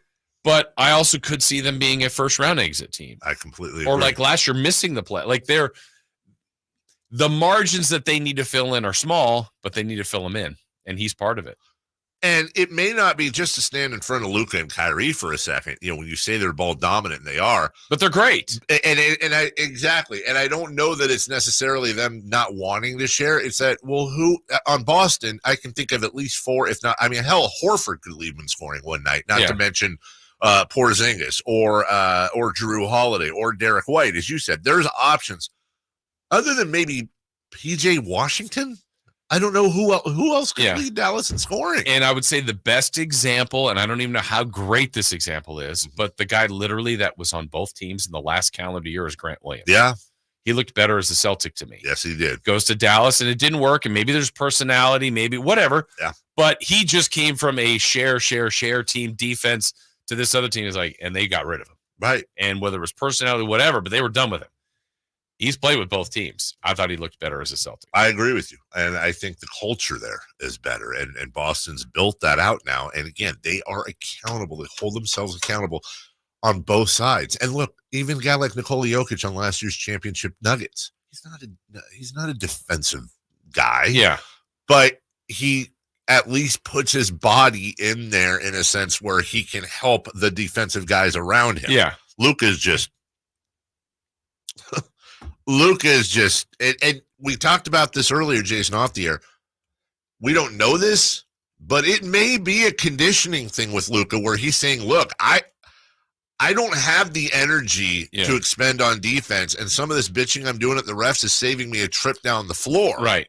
And I don't think it's a coincidence that the numbers go down. Like the other day when game 2, he had 20 points in the first 35 and ended with 31, which is still a good game. But you're like, you had 20 of the first 35. You have 11 the rest of the game. They need special out of you, and he's been good, but he hasn't been. I don't think he's been incredible. I will talk about Brian Windhorst's comments. Also, the best matchup for Boston, regardless of a conference. And what chance, if any, does Dallas have? That's your 3 for Madness preview coming up in just 1 minute. Did you miss any part of our live local shows? Don't worry, you never have to miss them again. Check out sacktownsports.com and search our podcast page and play our shows when you want. The Carmichael Dave Show with Jason Ross, Stiles and Watkins, and the Drive Guys. Plus, other podcasts like Return of the Empire, Return of the Roar, the Stingers Up podcast, and Golf to Go with Frank LaRosa. They're all available right now on sacktownsports.com.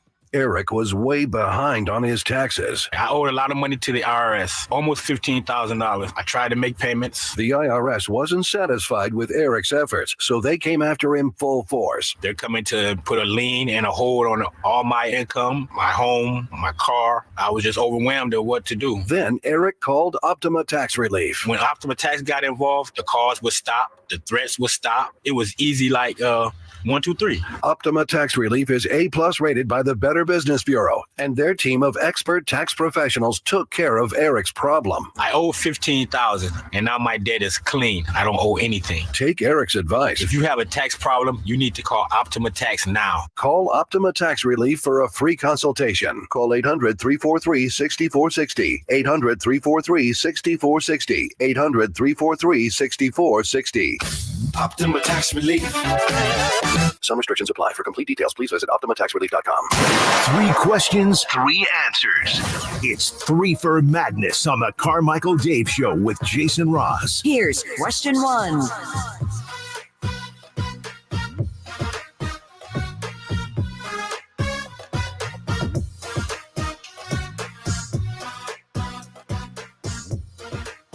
Jason had a great off-air question. He asked me if I was playing the U.S. Open, which is I think it's a par 72. These conditions from their tee boxes. Yeah, from the tips in U.S. Open conditions, could I break 130? Which, to keep in, just so you know, is 58 over par. And my best answer is, I think, honestly, I'd put my over under, and I'm a guy that shoots around mid to low 90s, if on average. I can break 90, I can break 100. But this is taking every penalty, right. Every Everything. putt you got to do everything, playing on by all the rules. No kicking the ball. Right. No. Let me improve this line. Nope. I would put the over under somewhere around 140, 145 for me, with the capability of breaking 130. If I was just like hitting all my drives straight, my irons were working. If I played to the best of my abilities, I could definitely break 130. I wonder if you would change your strategy. Like, honestly, it's like, look, I probably need to hit this, whatever, 240, 230, but I also can hit it 130 and just be in the fairway here and like lay up on something you wouldn't normally lay up on. I wouldn't hit my 3-wood because my 3-wood is my most, weirdly enough, my most inconsistent club. And if I'm anywhere near the green, I'm putting. Yeah. Unless I'm in deep rough, I'm keeping it on the ground. I'm just putting. Yeah. And you're right. I think I would, because the whole thing was our old suitcase of $250,000. And I think, I would have to break 130. We did the math. It'd be a little over 7 strokes per hole, which on par 5s, that's tough. But on par 3s, quadruple bogey, I'm in. Yes, I think I would completely. I would change my strategy completely. It would be it wouldn't be to score. It would be to minimize bogeys. Hold on here, right? Oh, okay. Tom Morton checking in. Thank you, Tom, for listening. He just said he's happy to hear golf talk. But honestly, Tom, game of golf. Tom knows my game better than anyone. Tom, what do you think Dave would shoot? Tom, what would you put? I'm asking Tom here. What would you put the over-under at? I said about 140, 145 at the U.S. Open from the tips, using whatever strategy I want, but playing everything as it lies, playing by the rules. No gimmies. I think my over-under, Tom, would be around 140, 145 with the capability of going under, but also the capability, by the way, of like, oh, well, that's a 17 on 8. Anyways, 3 for madness. Chris Law, question 1. Question 2. Oh, we just never did one. Huh? We just started talking. All right, so question 1. Question 1. Was Brian Windhorst too harsh or dead on with Luka? There's a little bit of what he said.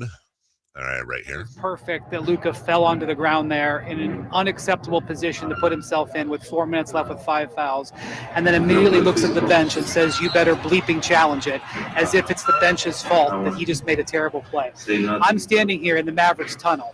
Over there is the Celtics tunnel. That's where the winners are. If Luka's ever going to be a winner coming out of this tunnel here, he is going to have to use what's happened in this finals as a learning experience. His defensive performance is unacceptable. He is a hole on the court. The Celtics are attacking him. They are ahead in this series because they have attacked him defensively. And you've got a situation here where Luka is complaining about the officiating. They have begged him. They have talked with him. They have pleaded with him. He is costing his team because of how he treats the officials. He's a brilliant player. He does so many things well. All right, so yeah, I thought there was a second thing playing. What? Luka. No, but I paused it. That was weird. Anyways, you're playing something else. I am playing. Hold on, turn me back up. Is It's that Luka's. Oh, is that Luka? Yeah. Hey, shut up, Luka. I think it was dead on. Yeah, it's not too harsh. It's not too It's harsh, but it's not too harsh. Also, as an aside, how about Brian Windhorst about once or twice a year coming in with like a tremendous monologue? Yeah. Last year it was the point of this guy. What if? I mean, Wendy comes in every once in a while and just makes it happen. Yeah, but that's an aggressive take on a star of the league. It's going to get back to Luka. Oh, sure. I mean, for sure. That's going to be interesting. But it is on Luka. Yeah. To improve defensively, to try to comply. But I also now, look, I know he's still early in his career, but I think that's who he is. Everybody tried to work on stuff like that with DeMarcus. Yes. You just, it's kind of how you're wired. That's his, I mean, it's helped get him here, right? That drive, that competitiveness. And certainly, I don't think it's a good look for him, but it's who he is. It's not. It is who he is. Boy, the Kings dodge a bullet. Mm-hmm. By the way, Tom Morton, trainer of the Stars at Hagen Oaks, which, by the way, I don't know if it's cleared or not, but again, I was late this morning. Just a reminder, there was an overturned, at least I saw, an overturned 18-wheeler right near the Hagen Oaks exit. That's business 80 and Fulton. So, I don't know if it's still out there. I think it probably has to be. It looked like a big mess to clean up, and hopefully everybody is able to walk away from that. I have no details, but if you have a chance to avoid 80 near the split, please do. Tom says he thinks I can break 140, and he's right about this, though. If he was caddying for me, he's absolutely right about that. He'd be coaching you, yeah. He'd be and by the way, that's not cheating. That's a caddy. That's what they do. And I would pick Tom over anyone in the world as my. I've had one opportunity to play 18 holes with him, not caddying for me. We just played together. Sure.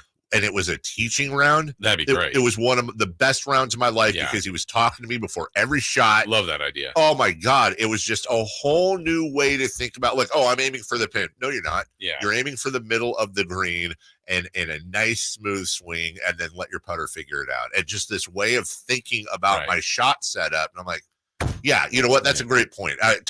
Tom caddying for me would probably at that course when you're going, all right, give me the driver. No. We're just punching out over here. Maybe nice and safe, and then we'll go to work from there. And calming me down when I start for that's actually I didn't think about that. Number 2, please. Question 2. Yeah, question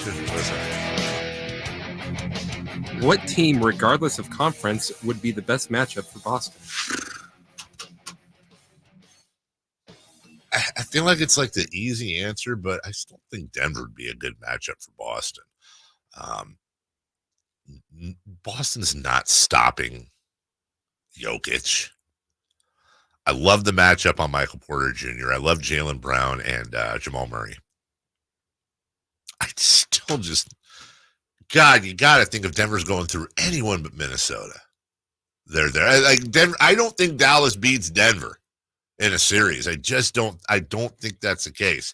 And maybe Denver, there have been some whispers out of there that, hey, look, they had a title run last year. They were exhausted. This is their first title run and first offseason title run. Then you've got a target on your back the following year, and the Tigers just bogey again. Yeah. Oh God, +2. That's 3 out of his last 4, I believe. Yeah, that he has bogeyed starting his. He was in the lead. He was in the lead after one hole. He was in the lead. About 5 holes. Actually, about 5 holes. Yeah, because of the time.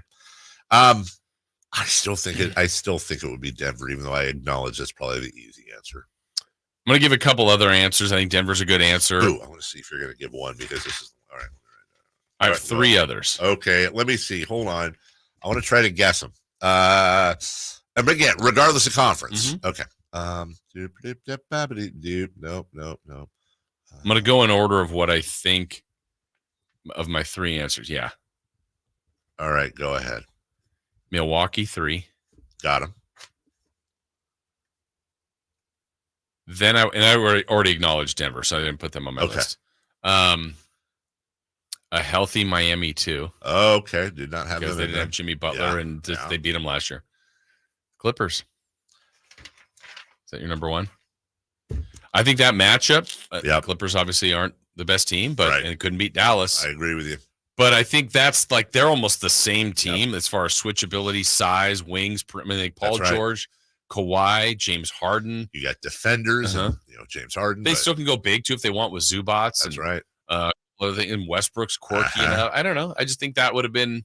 I think Boston wins, but the only one you and I differed on, which I have no problems with, is you had Miami healthy. I had New York healthy. I think the Knicks healthy versus Boston would have been very. I think Philly's played them well. Thought about Philly. I don't know. Yeah, better than Dallas though. Yeah. Number 3, please. Question 3. Any chance at all for Dallas? Nope. I look, there's always a chance Boston could miss their flight. Well, they're already in Dallas. Let me see. Jason Tatum and Jaylen Brown come down with food poisoning.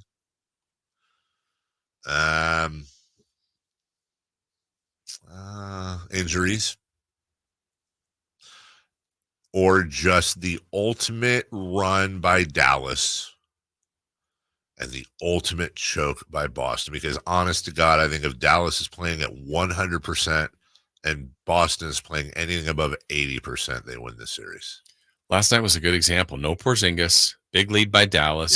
Huge lead by Boston. Then Boston went into some weird panic, take quick shots, bad decision mode, and Dallas got hot and couldn't win that game. Couldn't win it with Luka and Kyrie being great. My number was 70, by the way, that they needed. It's 62. They lost by 7. Funny. You get to 70. Mm-hmm. We're in OT. Or they win by 1. Or they win by 1. You're right. No, Kyrie was great. Yeah. They got the lob dunks. They weren't getting those with Gafford and Lively.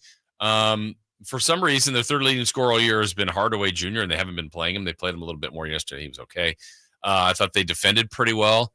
It just, again, it's not a large separation, but it's enough between these two teams. Well, and I would say this, and I'm not trying to be a wise guy to you here. I think Hardaway did play okay because a lot of his contribution was defense. Mm-hmm. They needed him offensively. He was 0 of 5. He was 0 of 5 in 19 minutes. Yeah.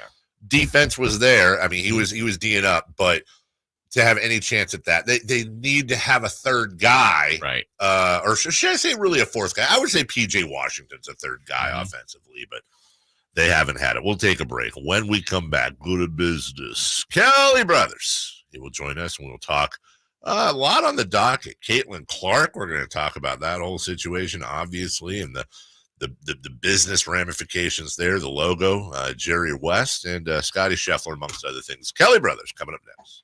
Our first year as the radio home of the San Francisco 49ers is one we will never forget. It's a toss to McCaffrey, a cutback run 30, breaks 340, McCaffrey midfield, McCaffrey 40, 30, 20, and toasted all the way down to the 3-yard line on the first play of the game. CMC Dynamite! Congratulations to the 49ers on a terrific year. And thank you for so many wonderful memories. I'm Ken Korak with your Green and Gold Report, brought to you by Xfinity Mobile. Connect to the most reliable 5G network nationwide. Well, it was October 17th, 1974, when the A's at the Coliseum beat the Dodgers 3-2. They won the World Series 4-1 for their third straight title. Coming up later this month on June 23rd, when the A's play the Twins. As the A's say goodbye to the Coliseum this year, the A's will honor members of that 74 team in a pregame ceremony.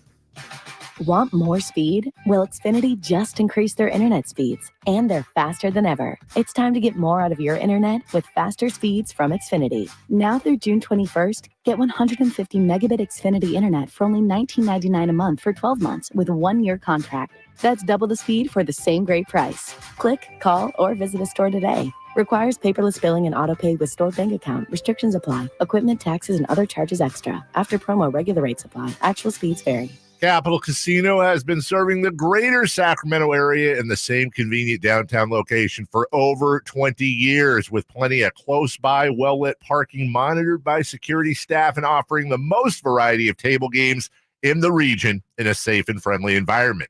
Best food, best service, and the best action. That's Capital Casino. For more information on tournaments and gaming, check out their website at capital-casino.com. And please remember to gamble responsibly. 1-800-GAMBLER. Joining us now on Sports Sense, certified financial planner Kelly Brothers. Kelly is an advisor with Cap Trust, one of the nation's largest registered investment advisors. Cap Trust counts among its clients numerous pro athletes and pro sports franchises, but most importantly serves many Northern Californians through comprehensive financial planning. Here's Kelly Brothers. All right, welcome back. Hey, by the way, the poll is now out there for all to vote on. This is going to be a fun response. Did the Sacramento Kings dodge a bullet by not drafting Luka Doncic? Careful for those comments. Kelly Brothers, long time no see. How are you? I'm doing well. Dave. Yeah, Luka's going to hang around our neck like an albatross for a long time, but that's all right. As Jason mentioned earlier, I had lunch with Kelly earlier this week and a couple of executives, which it was great because Kelly, if I've got this right, I think one was 5 minutes late, I was 12 minutes late, and then the other was about 30 minutes late. Am I about right there? It's a great way to represent the station, all of us. Bonneville values. I was on Bonneville time. It's fine. Yeah. It was good. Like, because I've never been late to anything.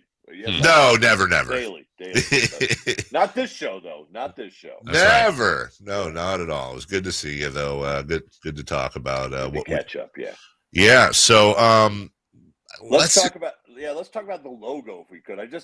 There was a great article today about, because I had never seen a deep dive in this, but not just Jerry West and his greatness and the logo story, which has been out there for a while, is that he wanted, at one point in the late 90s, he wanted the logo silhouette to change from him to Kobe Bryant. Mm-hmm. And but the NBA wouldn't even admit that the silhouette was Jerry West. So right. We're going to switch it.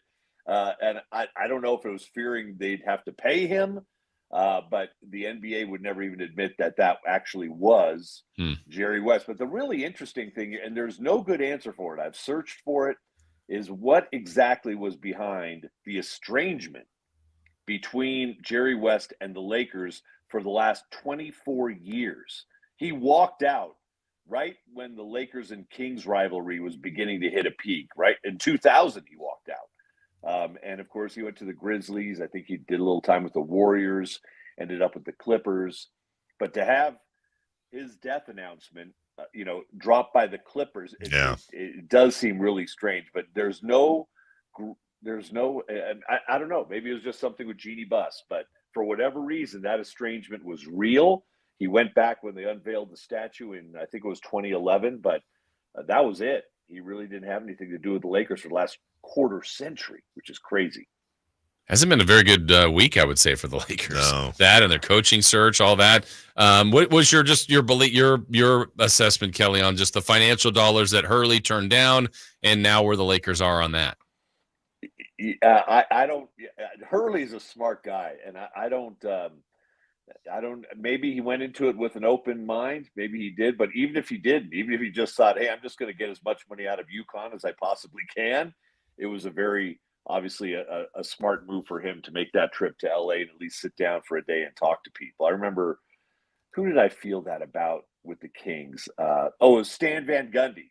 Mm-hmm. He was coming in just to work a deal with someone else. He came in, literally sat with people for 3 hours and took off and left. So I don't know where the Lakers go. I hope they take JJ Redick because I can't stand him on TV. But, I mean, really, I think the radio crew now I still don't understand that they let go of Jeff Van Gundy, who was really good, and I love Doris, but it does not sound like a finals crew to me at all. And I think we've discovered that the announcing crews really matter in these situations, especially when you get to a 3-0 lead. But I think they'll probably go after Redick, but because the Lakers are in a mode where they just don't want to take the obvious choices, the next good thing. And as we talked about before, man, to think that we had Jody Fernandez sitting on our bench there and in a co-pilot seat, he seemed to have been the pick for almost anyone entering this offseason, and Brooklyn got him.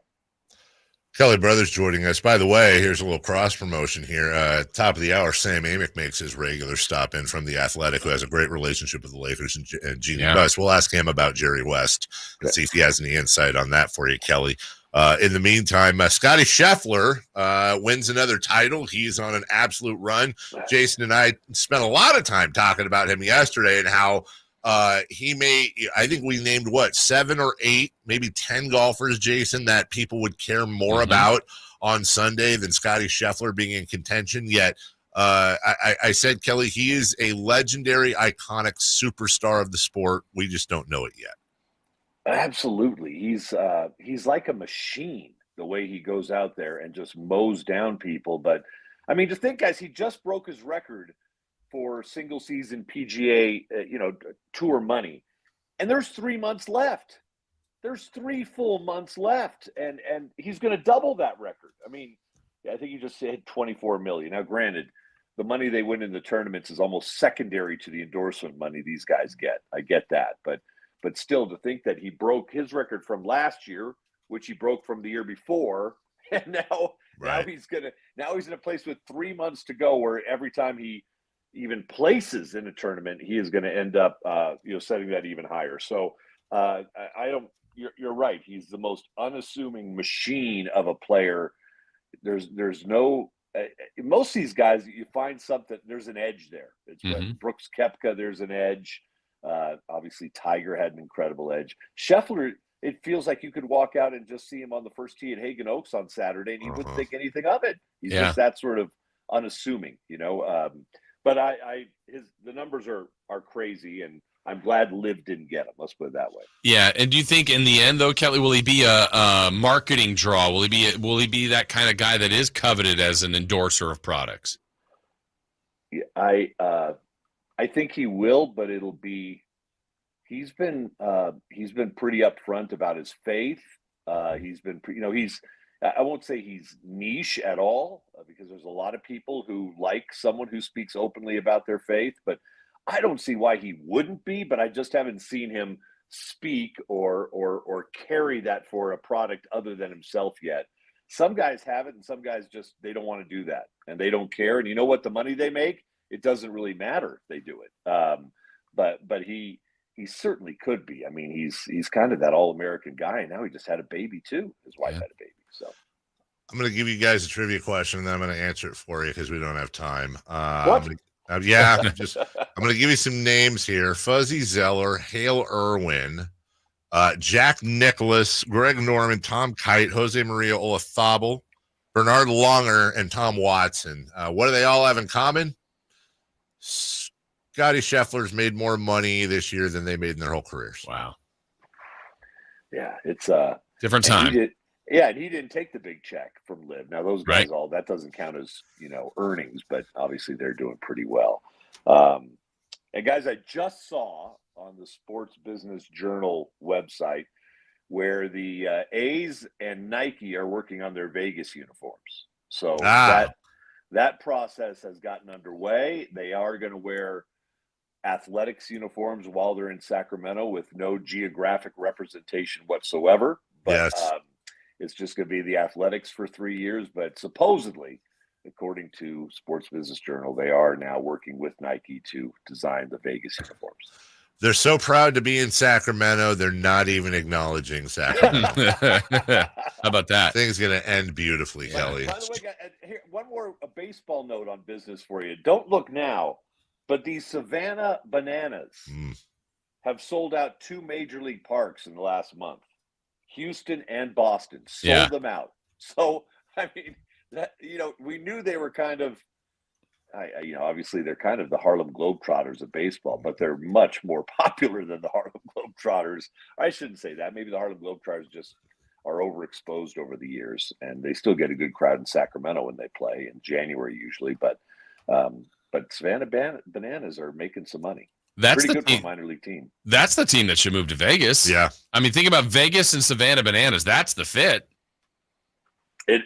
You're right. If God, wouldn't that be great? Too bad we don't have the what do you call it, Dave? Where you got the, where the soccer team can drop down or be pulled relegation. up. Relegation. Yeah. Too bad they couldn't be pulled up into the major leagues. That would be that would be pretty good. I haven't seen them yet, but I'd like to. I've watched them, not in person, but I've watched them twice on TV. Very entertaining. I am a lifelong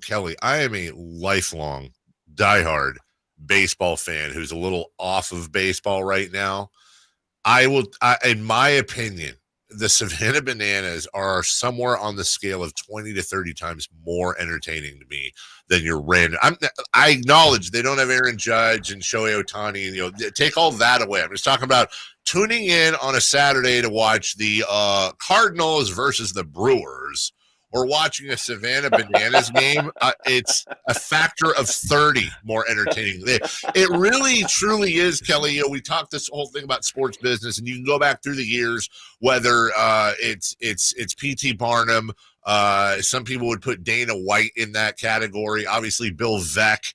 But when you talk about all-time great Don King promoters or promotion successes, one day I hope that we know by heart, along with those other names, the mind or minds behind the Savannah Bananas, because they have absolutely, pun intended, knocked it out of the park and then some.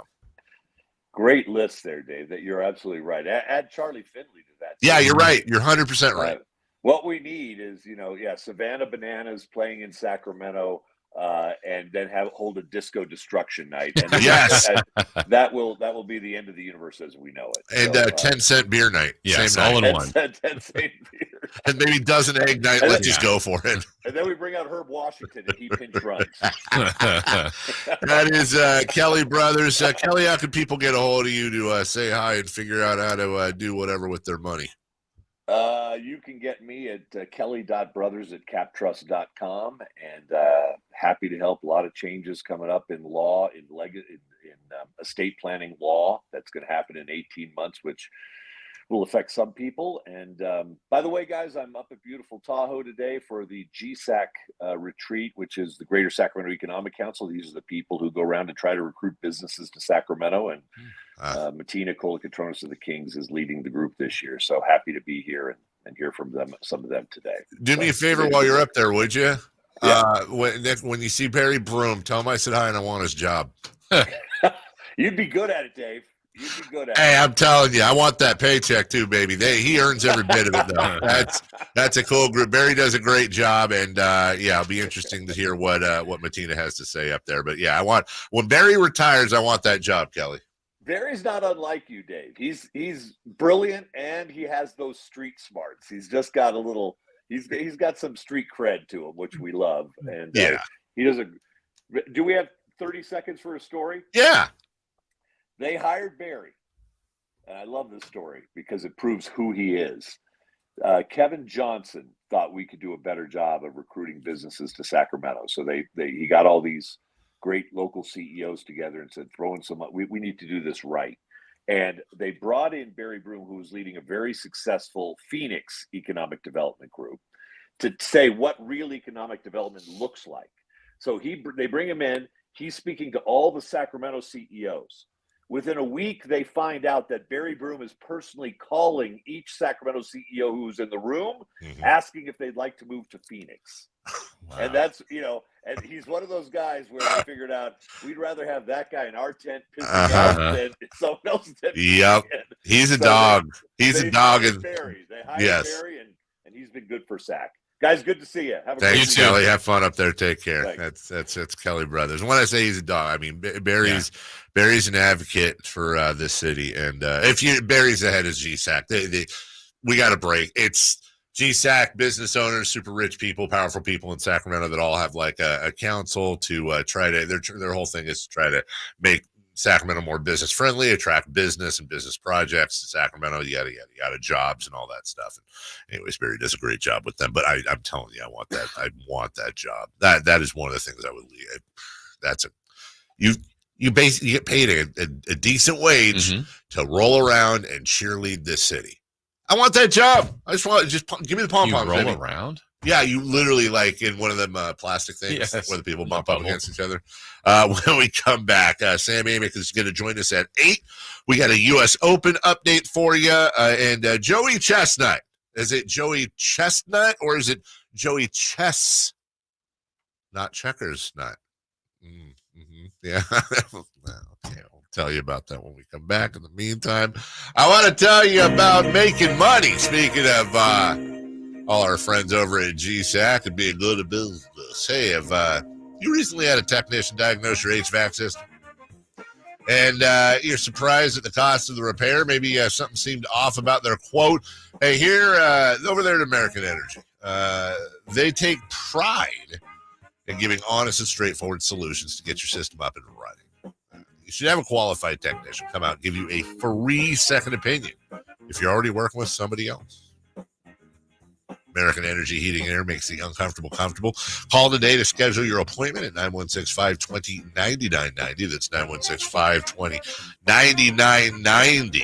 A+ rating, Better Business Bureau, making Sacramento proud since 1981. Get there, AmericanEnergyAir.com, and tell them Carmichael Dave sent you. U.S. Open update and Joey Chestnut update next. On the move? Got somewhere to be? Take Sacramento Kings basketball with you. The Sacktown Sports app will let you stay connected to your passion. Never miss a moment of Sacramento Kings basketball with the Sacktown Sports app. At Ashton & Price, over the last 25 years, we've won just about every injury case you can think of.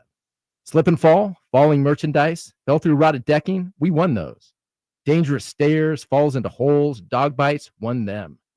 Injured while pedestrian or on a bicycle, auto, motorcycle, big rig, company vehicle, Uber, or Lyft accident, we've won them all. And the best news is there's no fee until you win. So no matter how you got injured, remember, for the best advice, don't think twice. Call Ashton & Price. What's up? We're talking to Chad Hoblet of Hoblet Dodge, Chrysler, Jeep, Ram, and Woodland. Chad, tell me what's going on for Chrysler's Make This the Summer event. If you need a new Ram, Hoblet has it. And now with even more savings on the hard-to-find heavy-duty Ram trucks you need. Right now, save up to $11,000 off MSRP on new 2024 Ram 2500 and 3500 Bighorn, Laramie, Limited, Longhorn, and Rebel. You pick. Okay, you say you have Ram trucks, but how do I know you have the one I want? We are California's #1 Ram truck dealer, which means we have over 500 new Rams available. And if for some reason we don't have your truck in stock, we will get it for you. If you need a new Ram truck, Hoblet has it. Stop by for a test drive today or search, select, and save at HobletDodge.com. Unbeatable prices, unbeatable selection. Nobody beats Hoblet, period. 11,000 total net savings on select new 2024 Ram 2500 and 3500s. Net savings after 10,500 dealer discount and 500 factory rebates. Rebates may include $500 Ram coupons only while supplies last. 20th net savings. Sample VIN 216820. See dealer for details. The NBA app is everyone's app. Every fan of every team. Oh my goodness. Everyone who follows LeBron, Tatum, and Embiid in the app. Every warrior who's ready to go to battle over three-point percentages. Every streetwear king who's here for the tunnel fits. Every young buck, nugget, and grizzly who wants to take a peek behind the scenes of the league. And everyone else on this floating basketball we call Earth. Download the NBA app today. Available in the Google Play, Apple app, and Android stores. At the Good Feet store, we take pain very seriously. Whether in the foot, knee, hip, or back, Good Feet makes over 300 styles, flexibilities, and sizes of pain-relieving arch supports. With 26 bones, 30 joints, and over 100 muscles, tendons, and ligaments in each foot, a lot can go painfully wrong. So there's a trained arch support specialist at each Good Feet store to give you a precision fit. Come in for a free fitting and test walk. No appointment necessary. Good Feet arch supports are HSA, FSA eligible. The Good Feet store in Sacramento, Roseville, Vacaville. Online at goodfeet.com. Keegan Murray plays here. Keegan scores another three-pointer. Keegan Murray knocking it down for 23 points. Snatch De'Aaron Fox for game scoring honors. Sacktown Sports is your proud home of the Sacramento Kings. I didn't ask to be thrown in the streets with nowhere to go. Hey sports fans, it's JaVale McGee here. Are you ready for the event of the summer? It's the Jug Life Charity Softball Game hosted at Sutter Health Park on Saturday, June 15th. Join me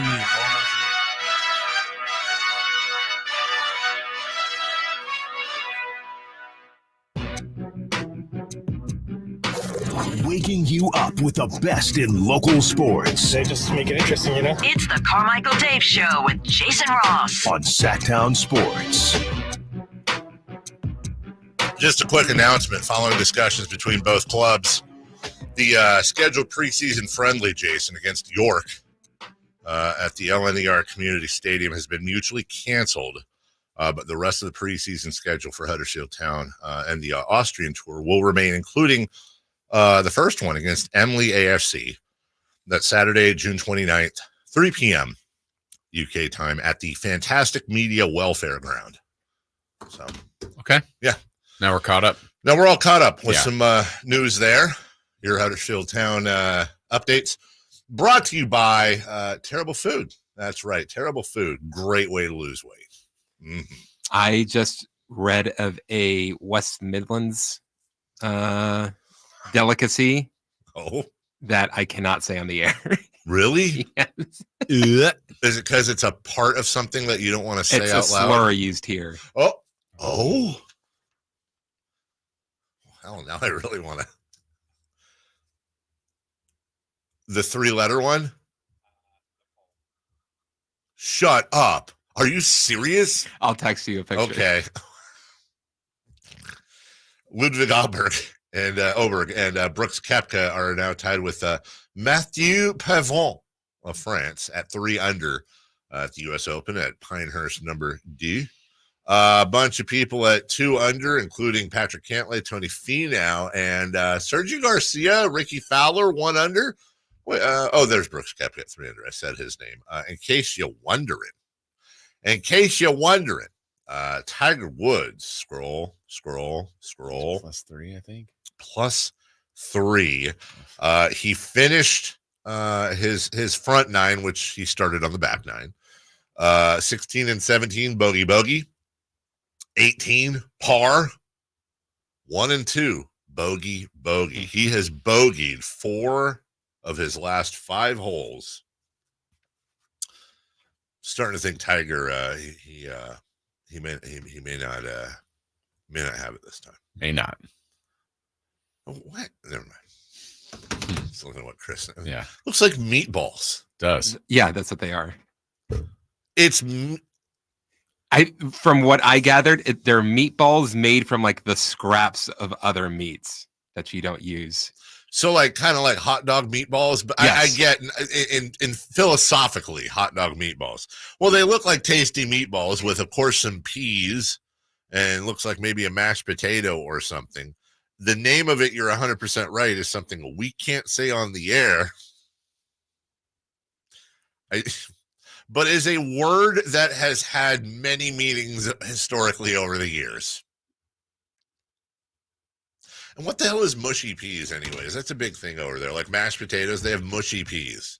Peas are a struggle on there. You're a fan of mushy. And I don't like regular peas. You don't like peas? They're fine.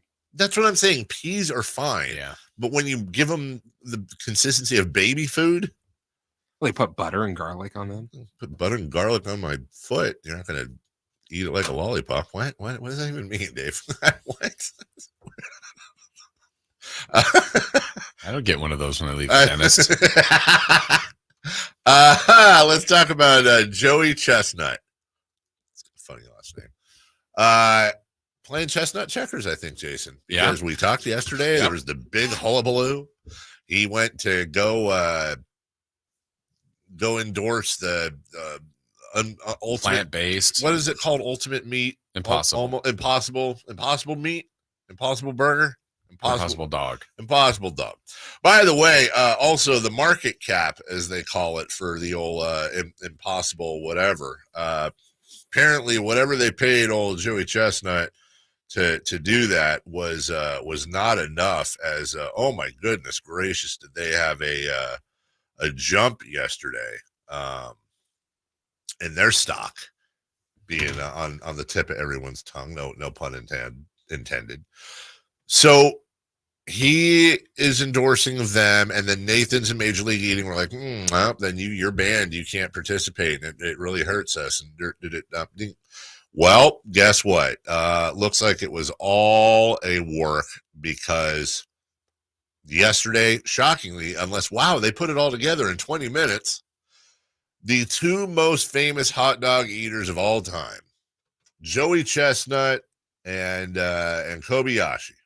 Takeru Kobayashi will go against each other one-on-one. Kobayashi coming out of a sort of retirement to take on Joey Chestnut in a rivalry that's been simmering for 15 years. It'll be live on Netflix Monday, September 2nd. You in? Oh, I couldn't eat that many hot dogs. You watching? Yeah, I'm watching. You are? Yeah, I'll watch it just out of curiosity. I mean, I get Netflix. Is that Labor Day weekend, by the way? Yeah, it must be. It must be. So you got 4th of July, then you got Labor Day weekend. I kind of wish they'd have done it over 4th of July weekend. That'd have been because I think they would have taught them a lesson. Yeah. Yes, Chris? No, nothing. Oh, okay. Have you watched past hot dog eating contests? I have. Oh, I have. If I am if I'm around, what'd you say, Chris? If I'm around, and it's on, or if I know that it's on and I'm not doing, I'll watch it. Okay. Last year, remember there was controversy with the weather, and they didn't know if they're gonna. Was it raining or something? Yeah, it was like they had thunderstorms out there, so they said it was canceled, and then people were freaking out, and then like, oh no, it's not canceled. We're still gonna do it, and they did it later. What are they gonna do? Indoors. Well, it's not like a hot dog's made of metal. Let's see. Without Joey Chestnut, the odds to win now go to James Webb, who took 3rd place last year with 47 hot dogs, which was well behind Chestnut's 62. Chestnut was a huge favorite if you follow all of that. How long do they get? Is it 10 minutes? 10 minutes? Almost 10 minutes. Oh. In Chestnut's first win in 2007, he beat Kobayashi, who had dominated the contest for about a decade. I'm not sure what Kobayashi's all-time record is, but it ain't Chestnut's. So I'd say the opening line for me, Jason, is probably Joey Chestnut minus 6.5 dogs. But minus 6.5 dogs. The thing I do hate about the hot dog eating contest, you should have to eat it like a hot dog. You can't. Like you can't dip it. You can't make like your stupid bread water ball and just eat that. Well, you don't do that like at a barbecue. That's how I eat my hot dog. It should just be like you should have to eat the hot dog with the bun and some sort of topping on it. Yeah, and you have to dress it up while you're eating it. You have to put the mustard. You're putting the ketchup and mayo on it. Well, you know what they would do if that was allowed, though, is that instead of the water, it would be mustard. It would be something to do that with. You know, it would be some sort of moisture. Somebody asked me yesterday, like, "Hey, you should enter one of these," like, because they look at me, I'm a big fatty, whatever. I'd be terrible. Obviously, you'd have to train. No, but I'm saying like. I'm the worst at that. Little known fact about me. I can't eat. I'm a grazer. I can't eat a lot in one sitting. I'm not I'm almost always the slowest eater at the entire table. I'm the worst when it comes to buffets because it takes me so long that I don't end up getting my money's worth. Some people can just pound a plate. I can't do that, man. I have like a tiny little throat, so I gotta like chew my food a lot. right? Like I should actually be fatter than I am, I think, but because I chew my food so much, I think it helps. I'd be terrible at that. But I have said for years, I do think we're always looking for a signature event. Why can't we do an eating contest? Yeah. Wouldn't that be great? Like WIP in Philly does the wing bowl and they kill it at that. But why can't we we're farm to fork? Mm-hmm. We're like the rice capital. Why don't we do a rice City of Trees? City of Trees. Well, you got a sushi friend. Yeah, Sushi like contest. all you can eat California, like what's the record for California rolls? There you go. Do that. Maybe make a Sacramento roll. It's like a California roll, but is more geographically distant from everything else. I don't know. A little splash of pollen in it. Oh, maybe some pollen. Those trees with the name I can't say, with the white leaves, the white stuff, bushy stuff. Maybe a little complex in it. A little raft. Yeah. We'll take a break. Sam Amick of The Athletic is in Dallas. We will talk to him next. Keegan Murray plays here. Keegan scores another three-pointer. Keegan Murray knocking it down to 23 points. Match De'Aaron Fox for game scoring honors. Sacktown Sports is your proud home of the Sacramento Kings. I didn't ask to be thrown in the streets with nowhere to go. I didn't think I'd survive. But I did ask for help, and Covenant House was there for me.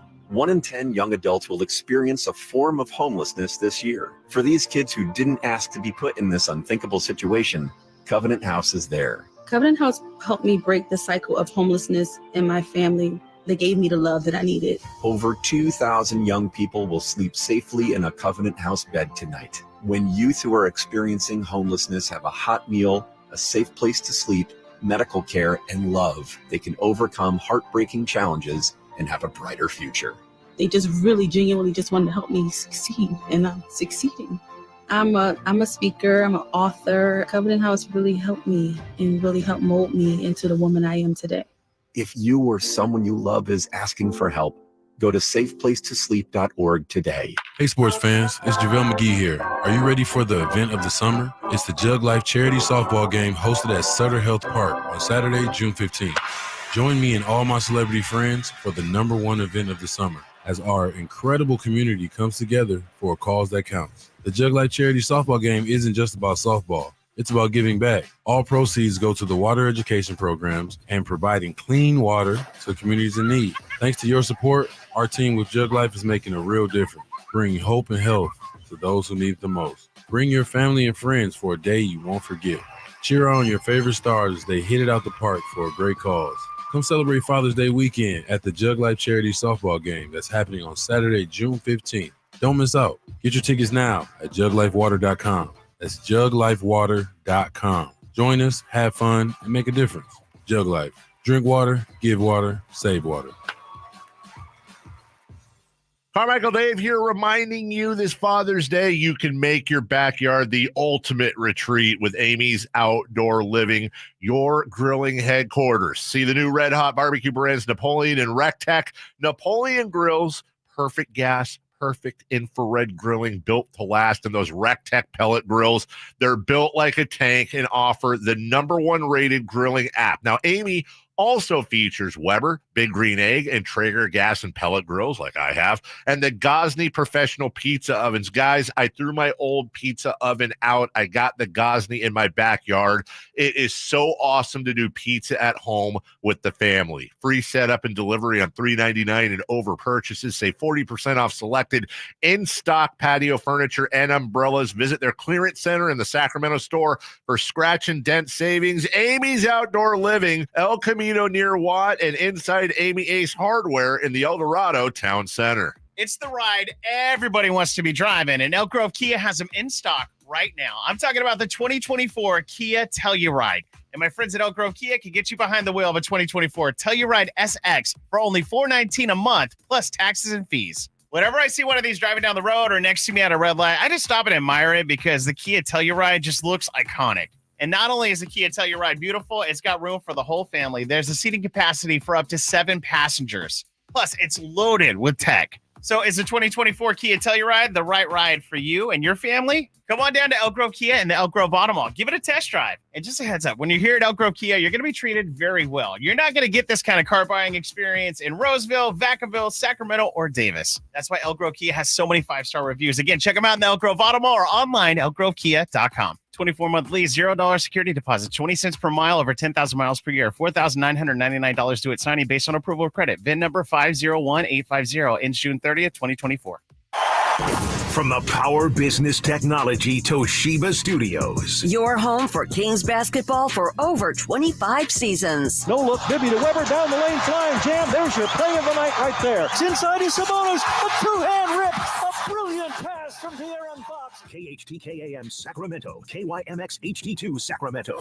Sacktown Sports.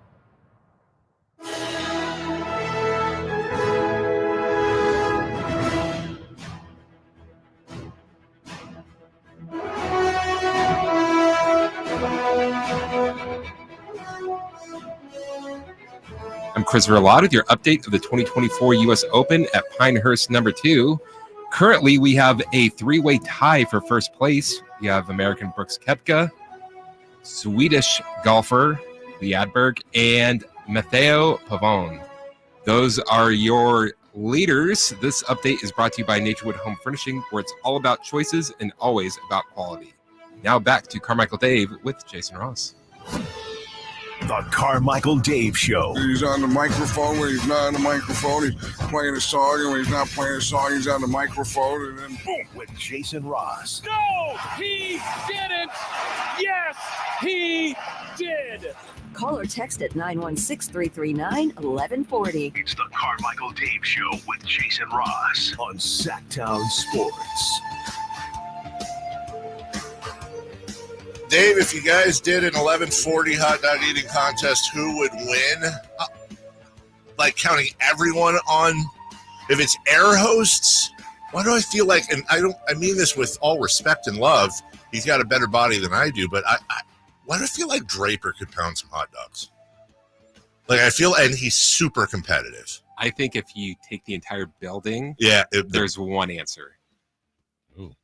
He's saying that with certainty. I have no idea who he means. Is it in promotions? No. Tom Maley? No. Who? Kyle Ledbetter. Okay. He would destroy everybody. Right. Yeah. I think you're right. Mainly because he's always hungry. We're always hungry for time with Sam Amick. Yeah. Who's coming to us from, I'm assuming he's coming to us from deep in the heart of Texas. We're doing this on the phone as well because Samuel was nice enough to show us the behind the scenes, but just sometimes the phone connection wasn't working, and he deserves more than that. From The Athletic, which I just got a notification that from The Athletic, more than likely that Sam Amick's about to come on the show right now, and I appreciate that. Good morning, Sam. How are you? Good morning, gentlemen. Good to be with you. Although I'll clarify, Dave, we did talk last week about how the phone connection was tough and the walk and talk to practice was fun, but a little chaotic. Yeah. Today we're not on video because nobody wants to see Sam lying in his hotel room, just in darkness, and it's just not very exciting. That's what we got right now. Chris, would you mind? I know we have the Luka poll up, YouTube poll. Do you want to see Sam in his hotel room lying around in darkness? And I'm going to guess 75-25 say yes. Yeah, rating spike. Yeah, absolute rating spike. Sam, before we get started, I got a curveball for you. We visited with, as we do every week, same day as you, a longtime Channel 3 host and local celebrity Kelly Brothers. We do a talk on sports business. And with the passing of Mr. West yesterday morning, or the announcement yesterday, Kelly was wondering, musing aloud, the Clippers announced it, which I believe he was consultant for the Clippers. So I get that, but was musing about, was there a falling out or it seemed like Jerry West and the Lakers were distant in his later years. And again, I know you have a great relationship with Jeannie Buss and you've got your ear to the ground there. This is a curveball, dude, but do you have any insight on Jerry West's relationship with the Lakers towards the end? Was there anything there that you know of? Yeah, I mean, unfortunately there was, for sure. Okay. And I've written about it before. the most recent one was at our place. We did with the NBA 75 team getting picked, we tried to do profiles on all the guys who made it. So I wrote the Jerry West story and sat down with him a couple years ago for that piece. And he talked openly about the fact that a few years back, despite the fact that Dr. Buss had given him and his family lifelong season tickets to the Lakers, that they actually kind of took them back. Jeez. Yeah, and there's some bad blood there. I mean, some of it was going all the way back to relationship dynamics between Jerry West and Phil Jackson, and Jeannie certainly having a long relationship with Phil. Some of it was once he was gone from the Lakers, there was a feeling that he had kind of would dish dirt on them from afar, even with the media. And I don't know, there's a lot of layers to it, but yeah, that was real. I think personally, Jerry Buss and Jerry West were incredibly close, and that at the end anyway, I don't think was the case with Jeannie. Sam, for you to have the opportunity to talk to so many different people in this business, in this profession, Jerry was certainly one of a kind. I'd love your perspective on what he kind of meant for you. What are your lasting memories of Jerry West in your conversations? First of all, Jay, shameless promo, but it's worthy. We've got some great Jerry West coverage on the site. So David Aldridge wrote a fantastic piece on Jerry. Tim Kawakami also wrote one. And so Tim captured more specifically, as far as the Jerry experience, like what it was like to get on the phone with him and to talk about the league, which is something that I was lucky enough to do from time to time. And so I guess I'll go down that road. So the first time I ever talked to Jerry West, I'm covering the Kings for the B. I have no relationship with him, and I had a feature story where the Memphis Grizzlies PR set up the interview. And we get on the phone. I forget what the story was about. It doesn't even matter. And we get on the phone, and after we finish, he just kind of pivots and he says, off the record, Sam. And this is, hopefully the folks from Memphis don't get mad about this one. He's off the record, man, we shouldn't even have a team in this city. And he starts talking about the lack of fan support. And I'm sitting there going, you don't know me. Like, what, like,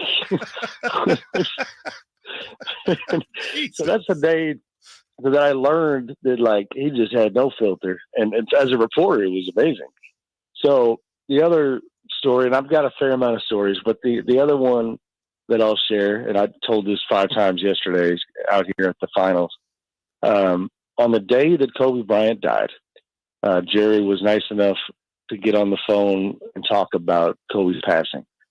And so I was, honored to get his voice, on that story. And it's incredibly hard to cover that story. And so we talked for about 10 minutes on the record. And around the 10-minute mark, I say to him, Jerry, you've been great. I don't want to keep you away from your family anymore. Just go back to your family. Well, quick context. Around that time, myself and one of my colleagues had written a pretty negative story about the Clippers and how behind the scenes, some frustration about Kawhi Leonard and Paul George getting special treatment. It was a little bit of a bombshell, and he's working for the Clippers at the time. So after 10 minutes of heartfelt, emotional discussion about Kobe and his passing, and it was a direct quote. I said, all right, Jared, get back to the family. I appreciate you. And he said, well, hold on, Sam. I have something derogatory I want to say to you.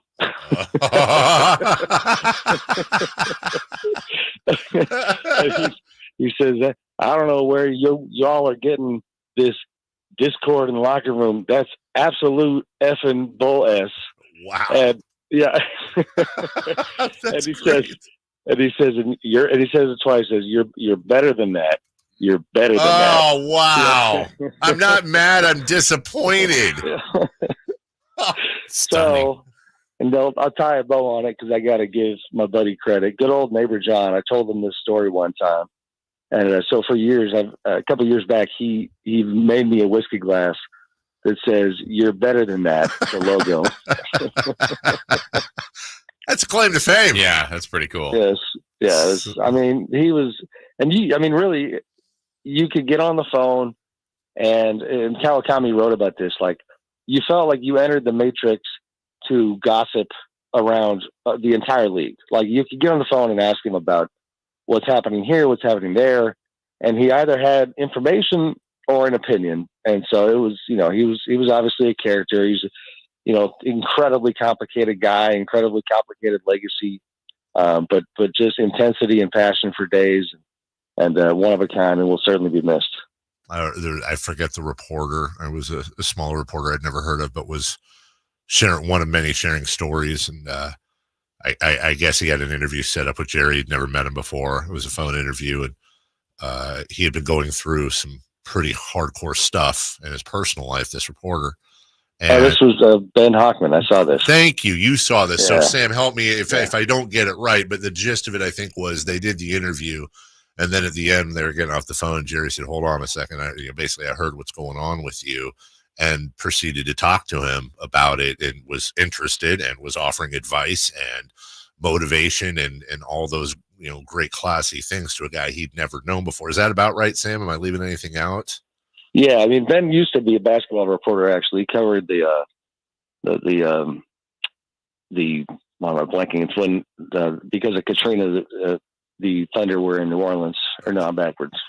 He was out in New Orleans. I gotcha. And then he wrote a book, and he's been around. But Ray Ritter, the Warriors PR guy, had conveyed to Jerry that Ben was going through some stuff. And yeah, he, even though he didn't know him, he, took time to talk to him about grief, and really I wish I had more specific stories, but like I've been on the phone with Jerry when he does go down these roads of talking about his childhood, or even the Lakers stuff. Like, even though I think he did play a part in that relationship breaking down, a big part, that would bother him, and he'd sit there and reflect, and you'd be on the phone going, "Oh boy, I called you about this one thing, and now we're 25 minutes in, and we're going down some different road." So his mind was, it just would wander, but not in a bad way. It was just intense, passionate, caring guy. But the stories you hear and the theme here, like, did you guys happen to catch Joe Mazzulla's pregame press conference last night? I didn't catch. No, I didn't either. No. So he's a West Virginia guy, right? Oh. He went to West Virginia, and so he gets up on the podium. He's asked about Jerry West, and he says that when he's playing at West Virginia, the season's not going all that well, and Jerry calls him, and he says he spends about 15 minutes just mother effing him, and telling him that you're blowing the opportunity of your life, and you're not working hard enough, and you need to work harder. And he just lights him up, and Joe certainly said that it was in a loving, meaningful way, that he said that was maybe the most impactful, moment that he had in his college career. And then, the other story he told was, later on, he stayed at the West household in LA when they were having UCLA pickup runs during the summer. And one day Joe made the mistake of sleeping in, on accident. And so he said when he wandered downstairs and ran into Mr. West, he had a pretty similar speech waiting for him. Wow. I guess I would, unless you have other Jerry West questions. We could talk all day about it. Sam, I'm talking to you as my friend now, and not, national, super reporter Sam Amick. But was Jerry one of those guys that, not necessarily that you'd find yourself starstruck by every once in a while talking to him, but also that really challenged your ability to be impartial, to maybe double up on, okay, Jerry's saying this, but let me get the other end? Would you ever find yourself struggling to not sit there and be like, I'm talking to the logo right now, and he's such a force of nature, and I need to keep perspective? Was he one of those guys? Yeah, no doubt. For sure. It was honestly it was such a kick. It was so much fun. And it wasn't a real secret. He was old school in terms of the way he interacted with reporters, and he paid attention to who wrote what and who made an impact and what relationships you had. So when I called him, I knew that he'd have a decent sense of what I've been saying, and that was the case for a lot of people. And this is a playful story. I hope my buddy doesn't mind that I share, but Dan Wojcicki of the LA Times told me yesterday that he didn't have much of a relationship with Jerry, but one of the times they're interacting, Jerry's sitting in front of him at a game, and Jerry turns around. And again, this speaks to the little bit of the edginess with the Lakers organization, because Dan covers the Lakers for the LA Times. And Jerry turns around and he says, "Dan, what's it like working for the Lakers?" Well, Jerry, Mr. West, I don't work for the Lakers. I cover the Lakers. Well, I know what you do, but I'm just wondering how much they pay you. He didn't care, dude. No, he didn't care. Hey, Jerry West. Last one on that front, Dave, because you kind of went down this road. Yeah. I remember the day David Stern passed. Yeah. I talked to Jerry that day as well, and was at a family get together, and my uncle Skip, my dad had 3 brothers, oldest of the 4 boys.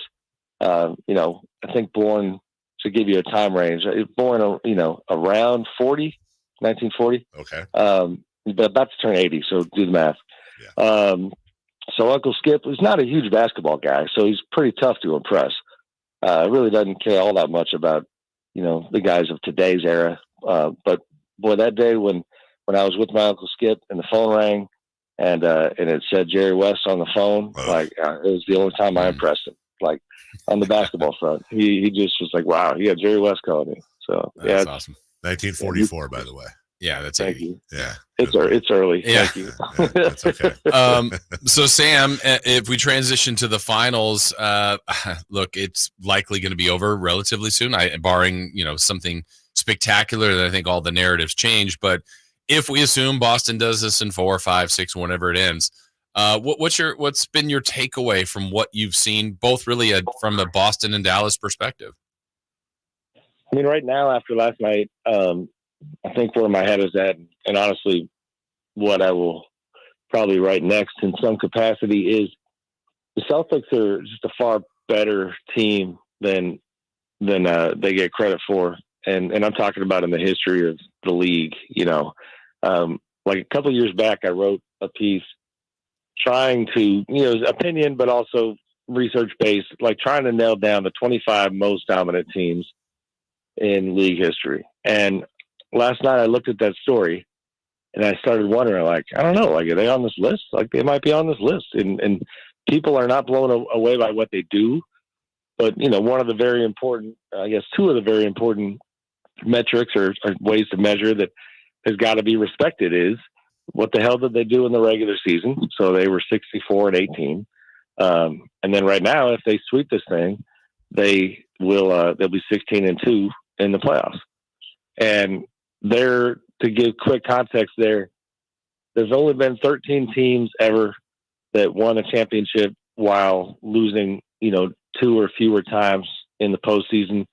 And then as far as the regular season, I think it's 26 teams have won, have that winning percentage or greater in the history of the game. Like, all of which is to say that even though we debate Jason Tatum and Jaylen Brown, even though, Porzingis has been hurt and not available for so much of the time and all these different things, and even Missoula is a young coach who gets criticized sometimes. Do they shoot too many threes? Like, we kind of just need to relax on all the nitpicking and then just be like, damn, they've been dominant. I mean, Dallas has had a neat run from early March to now. They turned their season around. They're a very good team. But going into the finals, I think we forgot or just didn't process the fact that, like, Boston is a significantly better team. Sam Amick joining us. Sam, want to bring back a conversation from earlier this week, and your name came up. It's been almost a decade now, but after further review, are you ready to state publicly that you regret your decision to give Andre Iguodala the MVP over Steph Curry, or do you still feel the same way? What the hell?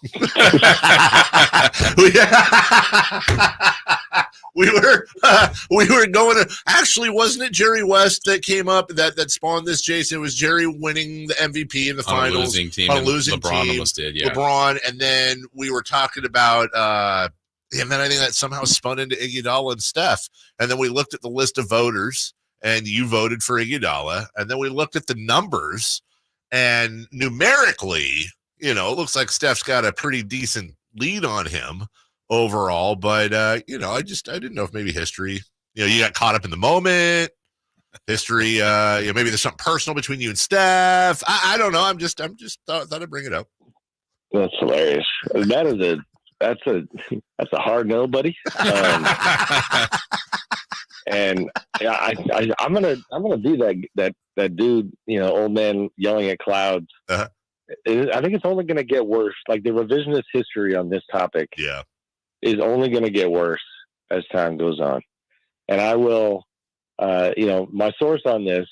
You have these moments where you just really remember connecting with certain people. So Mark Spears, now with Anscape, back then with Yahoo Sports. Mark and I, sitting on press row in Cleveland, as fellow voters, basically having a quick skull session to break this thing down. Like we were both leaning on each other during that time, and we both voted Iguodala.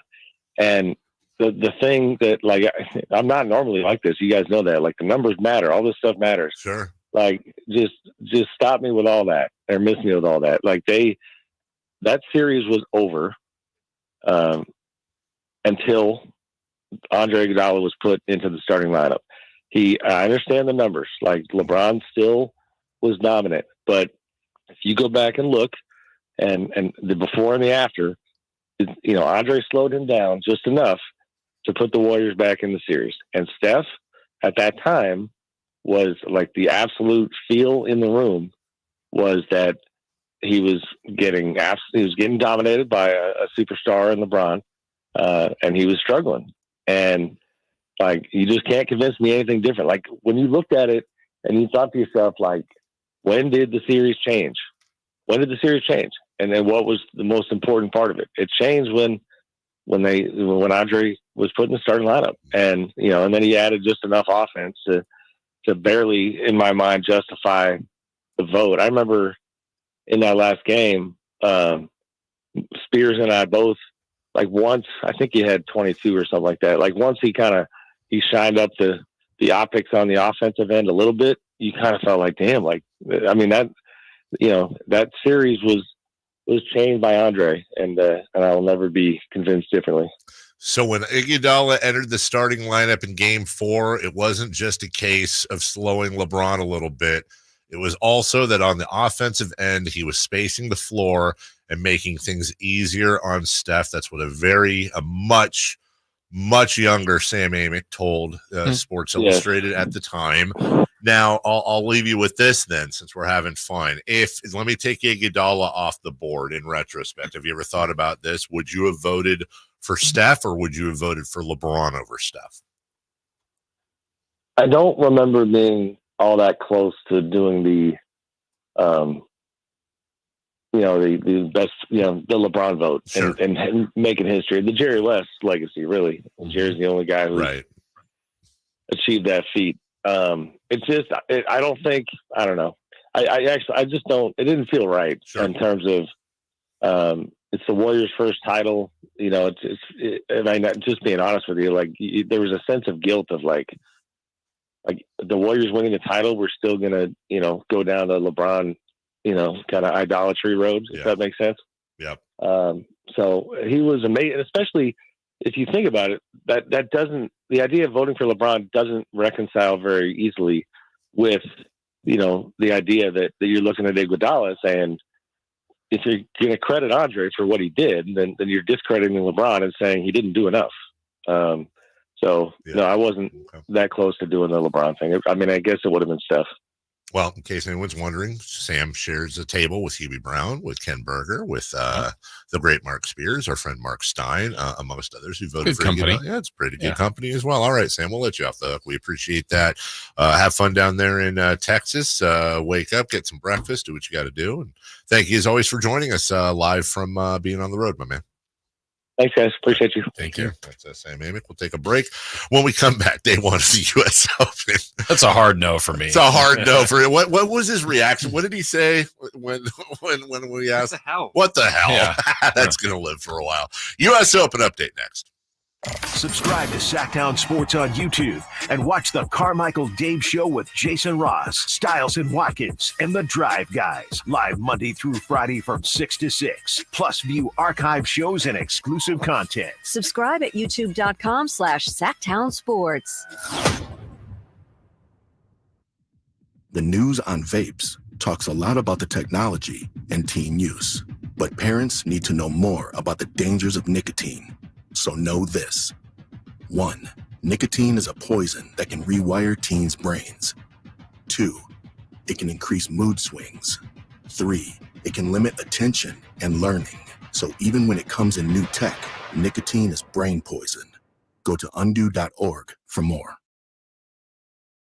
Ooma. What was that? That is business phone bliss with the Ooma cloud phone system. It handles all our voice, video, and messaging needs. You sound very calm. I am. Ooma has everything I need to run my business more efficiently, like virtual receptionist, call routing, and video conferencing. And it starts at just $19.95 per month per user, plus taxes and fees. Ooma. Nice. Find your business comm at ooma.com/radio. Domantas Sabonis plays here. He finds Sabonis. Put the frosting on the cake. Put the cherry on the sundae. Sabonis with a two-hand float makes it 114-106. Sacktown Sports is your proud home of the Sacramento Kings. Save on rows and rows of new Hondas during our giant summer sale at Folsom Lake Honda, your one-stop Honda shop. Hurry in and save on our best selection of new Hondas. Each is priced to sell now. Folsom Lake Honda is your one-stop Honda shop for great pricing on a giant selection of new CRVs, HRVs, Ridgeline, Civics, and Accords with low finance and lease options. Get to Folsom Lake Honda or go to folsomlakehonda.com. Folsom Lake Honda, yeah, your one-stop Honda shop. Father's Day at Hagen Oaks is sure to bring a smile to the men in your life. From shoes to shirts, from golf balls to golf bags, and from drivers to divot repair tools, Hagen Oaks has all this and so much more, including gift certificates for the father who has it all. Let Hagen Oaks Golf Super Shop be your one-stop for all your Father's Day needs. You'll even find the wildly popular Golf and Guitars concert tickets on sale. It's the Hagen Oaks Golf Super Shop, Fulton Avenue at Cap City Freeway, or hagenoaks.com.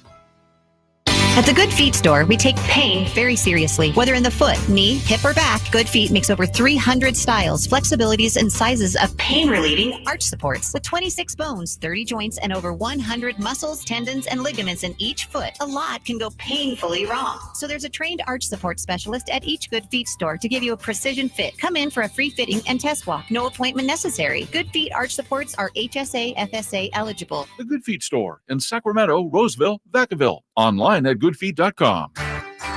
Hey, it's Carmichael Dave for American Energy Heating and Air with a question. Have you recently had a technician diagnose your HVAC system and you were a bit surprised at how much it cost? Or did something seem off about their quote? Because at American Energy, they take pride in giving you honest, straightforward solutions to get that system up and running. Have their qualified technicians come out and give you a free second opinion. It's free. You got nothing to lose but some dollars off of that original quote. They're making the uncomfortable comfortable. They've been doing it since 1981, serving the greater Sacramento area. A+ with the Better Business Bureau. That's why they keep having customers coming back for more and more and more. You can call them and set that appointment at 916-520-9990. That's 916-520-9990 or AmericanEnergyAir.com.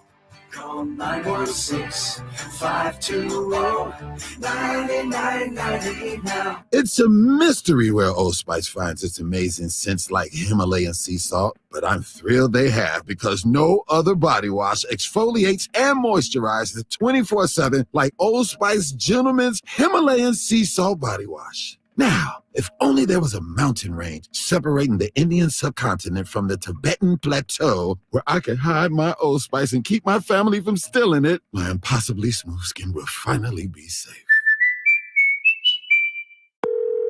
Thanks for calling Discover. This is Gabby. Hey, Gabby. It's Jennifer Coolidge. Hi. I'm so glad I reached you at 2 a.m. Oh, of course. Anyone with a Discover card can call and talk to a real person 24/7. Now, how can I help? Yeah, I used my Discover card to buy these yellow pleather pajamas, and I'm just not sure I'm pulling them off. 24/7 U.S.-based customer service. It pays to Discover. Limitations apply. Learn more at discover.com/creditcard. Maida Chevy saves you $12,000 off MSRP on every new half-ton Silverado LT Turbo Max. In stock after rebates. Always 5 to choose from. Exclusive. All in-stock pricing at MaidaChevy.com. Together, let's drive. See dealer for details. N7124.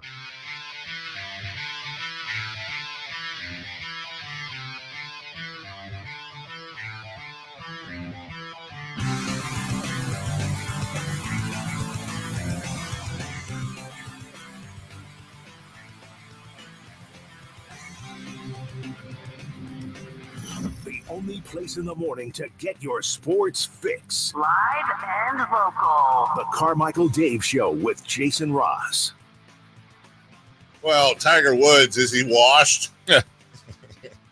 Tiger Woods through, what would this be? 10, 11, 12, through 13 is sitting at 4 over after starting out birdieing his first hole of the day. He started on the back nine. He just missed an eagle putt on 5, which would be what his 1, 2, 3, 4, 5, 15th hole. 15. No, he's got 14th hole. 14th hole. So just missed that. I'll assume. I mean, he missed a 5-footer earlier, so the greens are just sliding glass doors out there. But assuming he makes that, he will come back down to 3 over par. And honestly, there's still a lot of people that haven't even started, right? There's a lot of people that haven't Like started. Scheffler? Yeah, Scheffler has not. Let's see. Who else is going out there? Rory goes out there at 10:14. Scotty Scheffler. How about these threesomes here? McIlroy, Fleetwood, Hatton, Hoagie, Scheffler, Schauffele. That's interesting. Scheffler and Schauffele. Scheffler and Schauffele. Everybody. Yeah, Max Homa, Bryce DeChambeau goes out at 10. Really? Listen, golly, geez. In between 10:14 and 10:36, amongst others, you're going to have Rory McIlroy, Tommy Fleetwood, Terrell Hatton, Scotty Scheffler, Schauffele, Homa, DeChambeau, Wyndham Clark, Victor Hovland, Jordan Spieth, and Hideki Matsuyama. That's it'd be so great is like to have all of that, like that just group, and then the sneaking in, it's me, you, and Chris. just in between one in of between those guys. Like, who are these guys? Nobody cares. So yeah, lot to go. I wouldn't stand there. Scoot over. Lefty has teed off though. He is through 12. Actually, storyline here. Not really. He's 8 over. Oh yeah. Lefty is 8 over, and you know the thing is, he didn't have a double bogey either. not a single double or more. He is just simply bogeying his way around. 8 of 12 holes he is bogeyed. Which, hey, I'd take that. Some names that are likely out. I mean, there's still time, but Mickelson, Justin Thomas is 6 over through 13 as well. Tiger 4 over, I think soon to be 3 over. Dustin Johnson 4 over through 12. God, his game's just falling apart, man. And then, you know, again, you've got the leader right now, Matthew Pavon, at 4 under. I expect that'll change. Russell Henley, Ludwig Oberg at 3 under, and then Cantlay, Koepka, and Eduardo. There's Eduardo. I'm thinking Francesco Molinari. Eduardo Molinari. Probably. He's got to be related to Francesco Molinari. Sergio Garcia at 1 under. Did Tiger just nail that? He made it. Okay, good. So Tiger goes to 3 over. He is now in 43rd place. And I'm just going to take an early guess, Jason. We'll see you tomorrow. I'm just going to take an early guess that 3 over will be the cut line.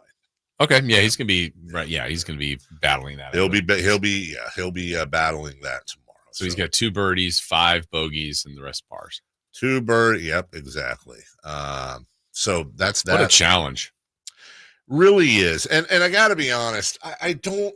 You know, part of it's just what you're used to, but I don't like the NBC coverage. I don't. You don't? No, first off, I'm spoiled now as a golf fan.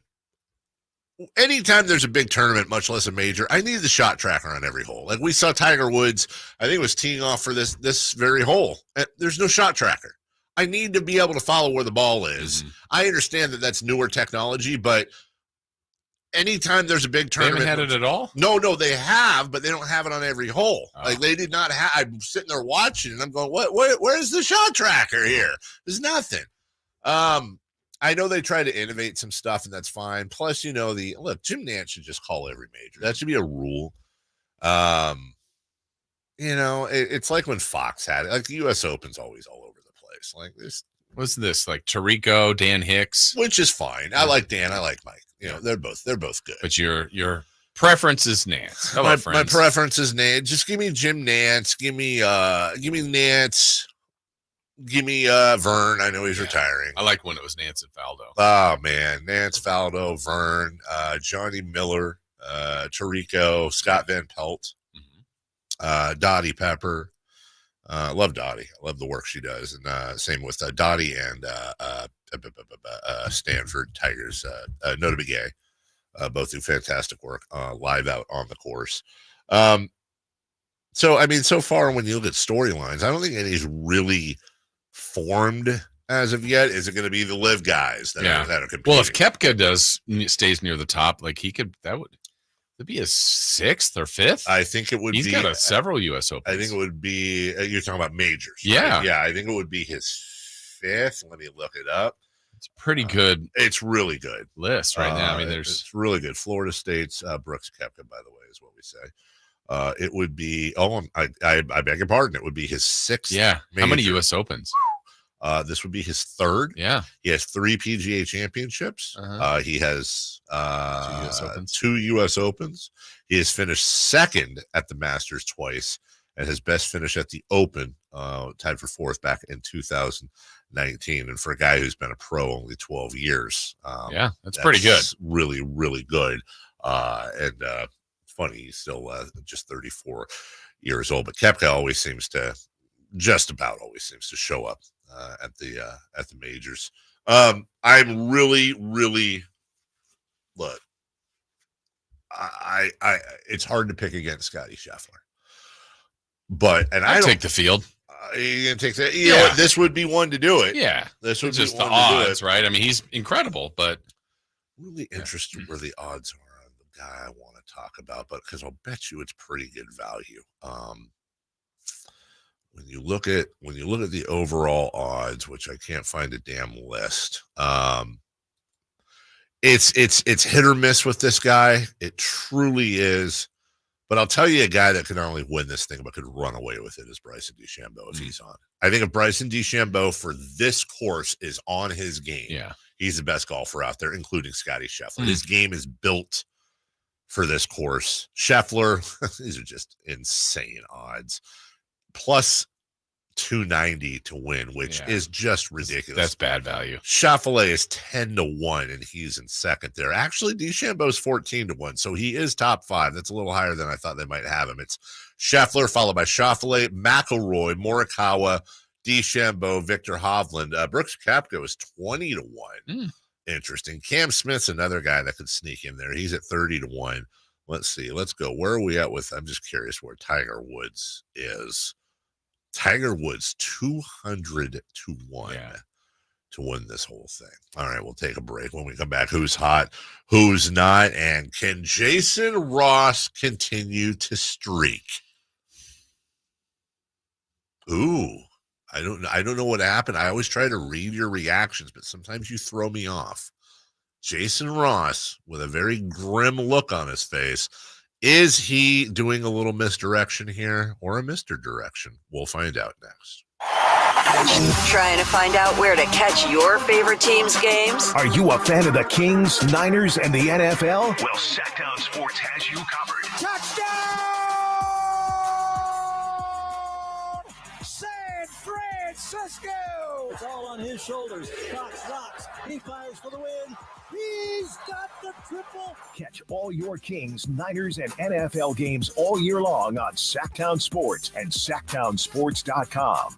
What's up? We're talking to Chad Hoblet of Hoblet Dodge Chrysler Jeep Ram and Woodland. Chad, what's going on for Chrysler's Make This the Summer event? Well, it boils down to this one question. Do you want a great deal? Hoblet has it. Right now, you can save up to $13,500 off MSRP on remaining new 2023 Dodge Challenger or Dodge Charger, starting as low as $25,595. There's just a handful left, and after this month, it's all done. After this month, the savings are all gone. Yep. So if you've been putting it off, but you've dreamt about getting one of these cars, you better stop by Hoblet Dodge in historic downtown Woodland fast. You won't find a bigger selection or bigger deals on the vehicle you want than Hoblet Dodge right now. Don't miss your opportunity. Search, select, and save through their whole inventory at HobletDodge.com. Unbeatable prices, unbeatable selection. Nobody beats Hoblet, period. 13,000 total net savings after $89.20 factory rebates and $48.80 dealer discount. At least 10 at this net savings. $25,595 net price after $64.20 factory rebates. Rebates may include $500 first responder bonus cash. Must be current member of First Responder Association. VIN number 607624. See dealer for details.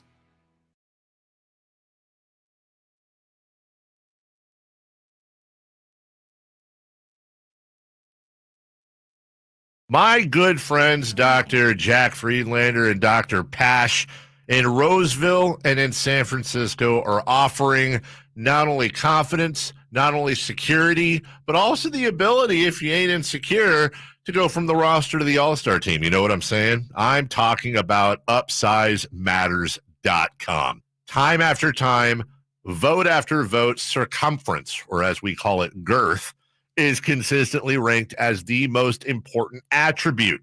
And Dr. Jack and Dr. Pash can give you a free consultation. The procedure can be done on the same day as your consultation with immediate results. It's non-surgical. It's virtually pain-free, safe, effective, long-lasting, semi-permanent, and doctor-performed. For more information, go to UpsizeMatters.com. Go to UpsizeMatters.com. Make that change. Make the all-star team. Get your girth on. Power Business Technology is proud to be 100% independent, locally owned, and managed Toshiba copier dealer. Local ownership cuts out the red tape, allowing ourselves to never be too busy to personally answer the call when our clients need us. Recognized for excellence in service execution, training, and customer service, we're proud to be named a 2022 Toshiba ProMasters Elite Dealer. Contact us today for all of your business printing needs at 844-POWER-BZ. That's 844-769-3729, or visit us at powercopiers.com.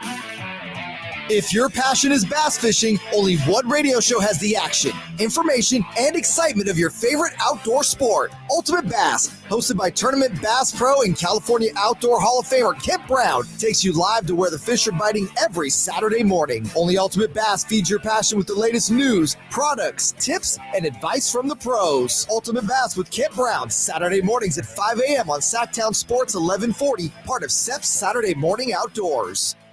What's hot and what's not. Brought to you by American Energy Heat and Air, making the uncomfortable comfortable. Head to AmericanEnergyAir.com to find out more.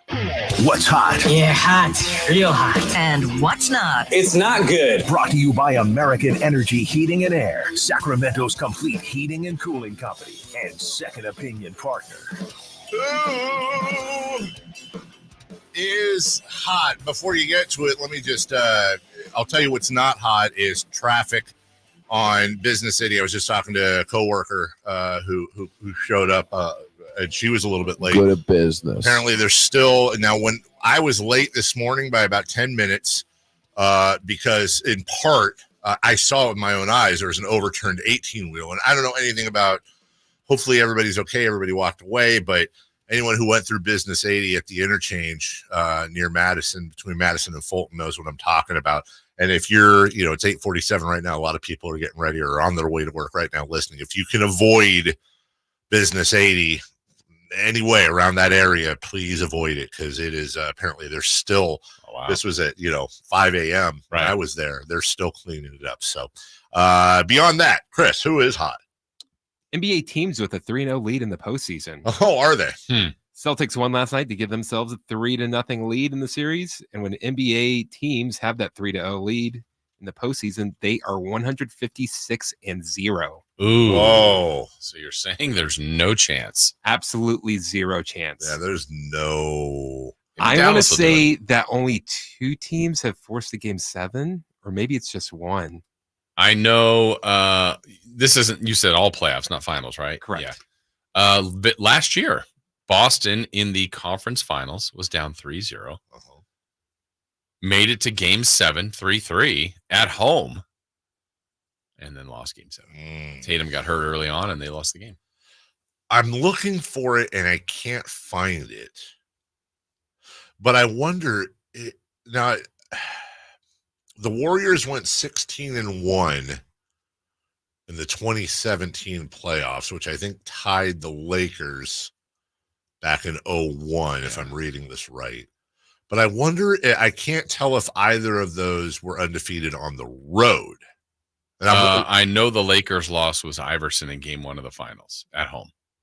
So then they went undefeated on the road. Okay. So then there you go. So the Celtics. Warriors, I don't remember. Yeah, I don't either. Interesting. So that, I mean, if the Celtics win game 4 in Dallas, that's a hell of a feat. Yeah, it'd be 11 in a row and then every road win. And then you got to start, I don't think we're anywhere near that there yet. We haven't had that conversation, but now we're talking about a 64-win team that went 12, 13, 14. That would be 16-2 in the playoffs, undefeated on the road, which is hilarious, being that they were 37-4 at home this 80 year. wins on the year. 80 wins on the year. Now, we start talking about the 2024 Celtics as an all-time great team. And there's no reason to think they're not. I mean, again, barring whatever, there's no reason to think they aren't going to be the odds-on favorite again this year. I mean, you could be seeing a little mini dynasty here right now. Horford's really the only one that's aging out. I know Jrue Holiday's getting up there, but Brown and Tatum are still right smack in the middle of their prime. I know they lost it 2 years ago to the Warriors, but they were in the finals. Yeah, they were. And then last year lost in the conference finals. This year, about to win the finals, I believe. And then see where this goes. Who's not? Luka Doncic. No. Really? In the fourth quarter of this series against the Celtics, Luka Doncic has scored only 8 points. He has shot 3 of 15 from the floor and has not made a three-pointer, shooting 0 of 4 from behind the arc. That's not great. That's winning time. By the way, the poll I put out, which got in the comments, I absolutely predicted one. Did the Kings dodge a bullet by not drafting Luka Doncic? Well, 63.5% say they did not dodge a bullet. Okay. But 36.5% of respondents have said yes, they dodged a bullet. Here's some comments. Bro, Luka does not have a good supporting cast around him. So to answer your question, no, they didn't. They still could have drafted him. Another guy says, just simply says F him. Let's see. LOL, he's just a bit of a whiner. No, a lot of a whiner, but 5 All-NBA nods in 6 years is extremely impressive. And then some other people that are just mad that I even put that up there. It's also pretty close on the YouTube page. What does the YouTube page say? 54% no. Oh, 53% no. 37% yes.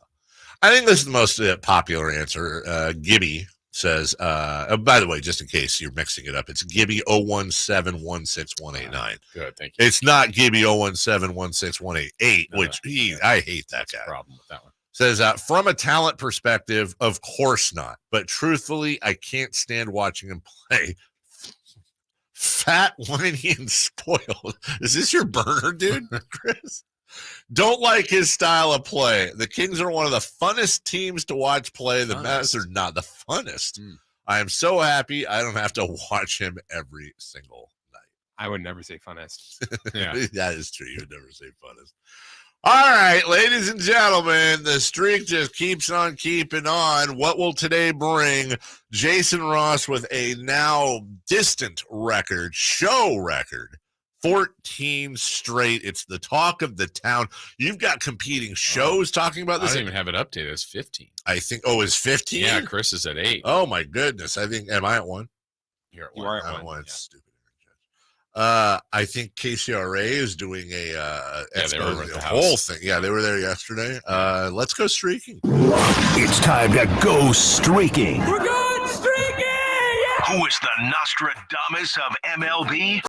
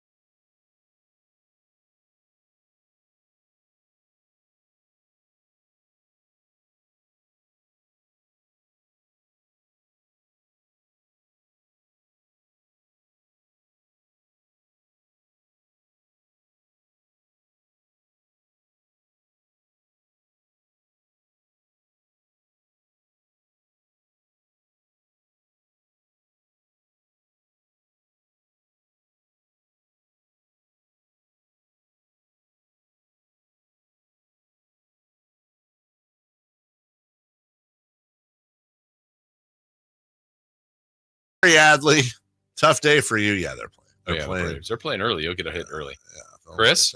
I'm going to take one Soto. Not just one? Not two? Just one. Soto. Okay. I'm going to take... Takes one to no one. From the New York Metropolitans, Francisco Lindor. Well, someone go out and bet on Francisco Lindor. I mean, my goodness. Trying to get 17. Bet on him to get a hit in the 9th inning. Yes. Right. One extra plate appearance. For real. I really was watching that game like sweating. Honestly, at this point, I'm like, come on, get a hit. I'm not going to lie. If I was at 16, I probably would buy the MLB package just to see how far. Just to watch my guys. Yeah. Yeah, it's twice in this. The other one was Julio Rodriguez about streak 8 or 9. 9th inning against what's the A's? Miller.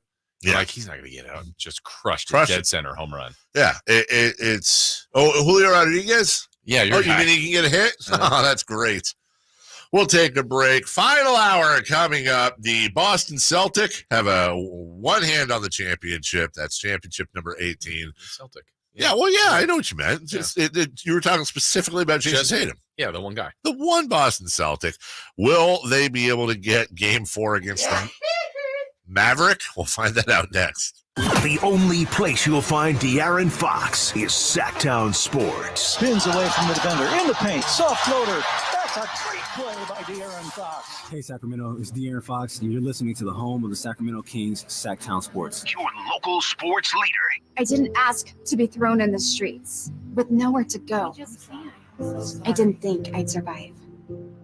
But I did ask for help, and Covenant House was there for me. 1 in 10 young adults will experience a form of homelessness this year. For these kids who didn't ask to be put in this unthinkable situation, Covenant House is there. Covenant House helped me break the cycle of homelessness in my family. They gave me the love that I needed. Over 2,000 young people will sleep safely in a Covenant House bed tonight. When youth who are experiencing homelessness have a hot meal, a safe place to sleep, medical care, and love, they can overcome heartbreaking challenges and have a brighter future. They just really genuinely just wanted to help me succeed, and I'm succeeding. I'm a speaker, I'm an author. Covenant House really helped me and really helped mold me into the woman I am today. If you or someone you love is asking for help, go to safeplacetosleep.org today. Hey, it's Carmichael Dave inviting you to make the switch to electric this spring and save big with American Energy. Stay ahead of those spiking energy bills this summer with up to $9,000 in rebates on a new ultra-high efficiency comfort system. American Energy is providing huge rebates from SMUD as well as spring specials by installing one of many incredibly efficient AC options available to you right now. Get rid of those fluctuating gas bills in the winter and switch to year-round all-electric with American Energy. Let them perform a free in-home energy efficiency analysis and see where they can help you save for the warmer months ahead. These guys are the best. Been serving the greater Sacramento area since 1981. A+ from the Better Business Bureau. Learn more by calling 916-520-9990. That's 916-520-9990.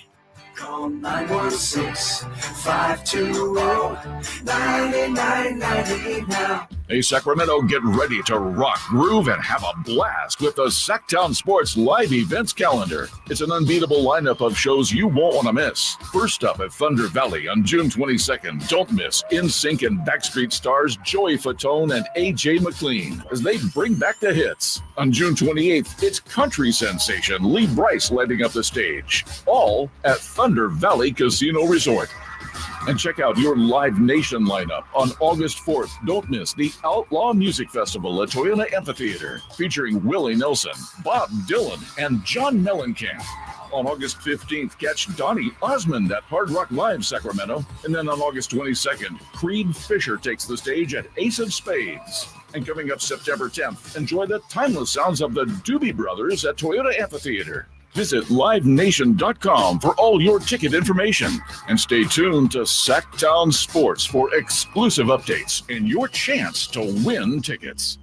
If you love the game of golf, get ready for the event of the year, the Gold Rush Classic Celebrity Pro-Am Golf Tournament, where golf, charity, and the star-studded fun all come together. Picture this: a $1 million hole-in-one contest, a a thrilling skins game, a celebrity draft party, and a chance to rub shoulders with your favorite All-Pro or Hall of Famer on the greens. But that's not all. After the tournament, enjoy a lavish farm-to-fork dinner and a concert under the stars, all while raising money for Make-A-Wish, Jordan's Guardian Angels, and other youth charities. Join us on August 22nd and 23rd at Rancho Murrieta and be a part of this extraordinary, prestigious event. Tee off alongside legendary All-Pros and Hall of Famers. The Gold Rush Classic Celebrity Pro-Am Golf Tournament. Don't miss out. Reserve your spot today. Go to goldrushclassic.org. Make a difference while playing the game you love. The Gold Rush Classic, where golf, charity, and the star-studded fun all come together. For more information, go to goldrushclassic.org. KHTKAM Sacramento, KYMX HD2 Sacramento. From the Power Business Technology Toshiba Studios, your new home for 49ers football in the 916. Sacktown Sports.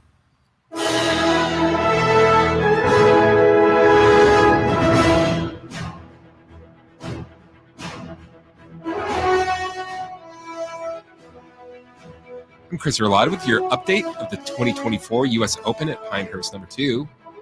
Currently, the leader is Matteo Pavone of France. He is 4 under par, followed by American Patrick Cantley, and at 3 under par, Swedish golfer Ludvig Åberg. Those are your leaders. This update is brought to you by Naturewood Home Furnishings, where it's all about choices and always about quality. Now back to the Carmichael Dave Show with Jason Ross. The Carmichael Dave Show. He's on the microphone when he's not on the microphone. He's playing a song, and when he's not playing a song, he's on the microphone. And then boom, with Jason Ross. No, he didn't. Yes, he did. Call or text at 916-339-1140. It's the Carmichael Dave Show with Jason Ross on Sacktown Sports.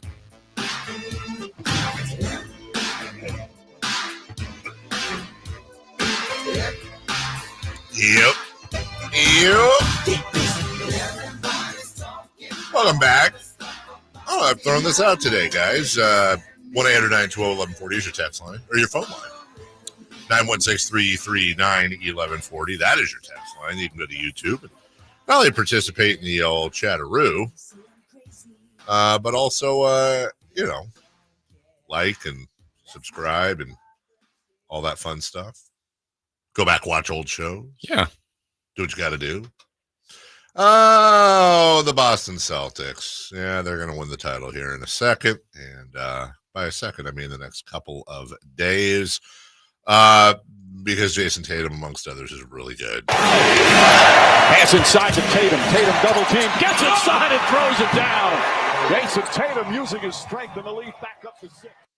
Yeah, and we could play all kinds of highlights.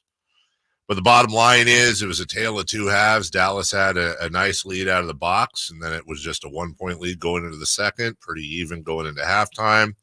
And then Boston just jumped all over Dallas in the third quarter. Boston could not miss. Dallas had a big comeback in the fourth, and then this happened. Brown runs into Doncic, blocking foul, and that's it. He's fouled out. Luka Doncic has fouled out with 4:12 remaining. Mm-hmm. They would challenge. That challenge would fail. And that was it. The Mavs cut it to 1 at one point on a Kyrie Irving pull-up. And here we are, Jason, now. It ain't done. Right. But it's the seems fat like lady formality. She is warming up. Yeah, so there's so many things that are happening here in this series. We spent a lot of time earlier in the show talking about Luka and maybe some of the frustrations that he's having right now. So there's one sequence that when I'm talking about, Dave, like the margins, the little things that I think Boston's doing that Dallas isn't. Yeah. And I don't know if Jason Kidd would show this video, but this was my interpretation of the last, I want to say 30 seconds of the third quarter. Mm-hmm. So Boston has built a 10-point lead. And Tenton's, that's not really that insurmountable in the NBA. Not at all. Derek White banks in a 3, so kind of a prayer. So they're up 13. Dallas gets a bad shot. Boston gets like the signature Jaylen Brown dunk seemingly end the quarter, but there's, I think, 6 seconds left because I actually thought they're going to expire the time and get a shot.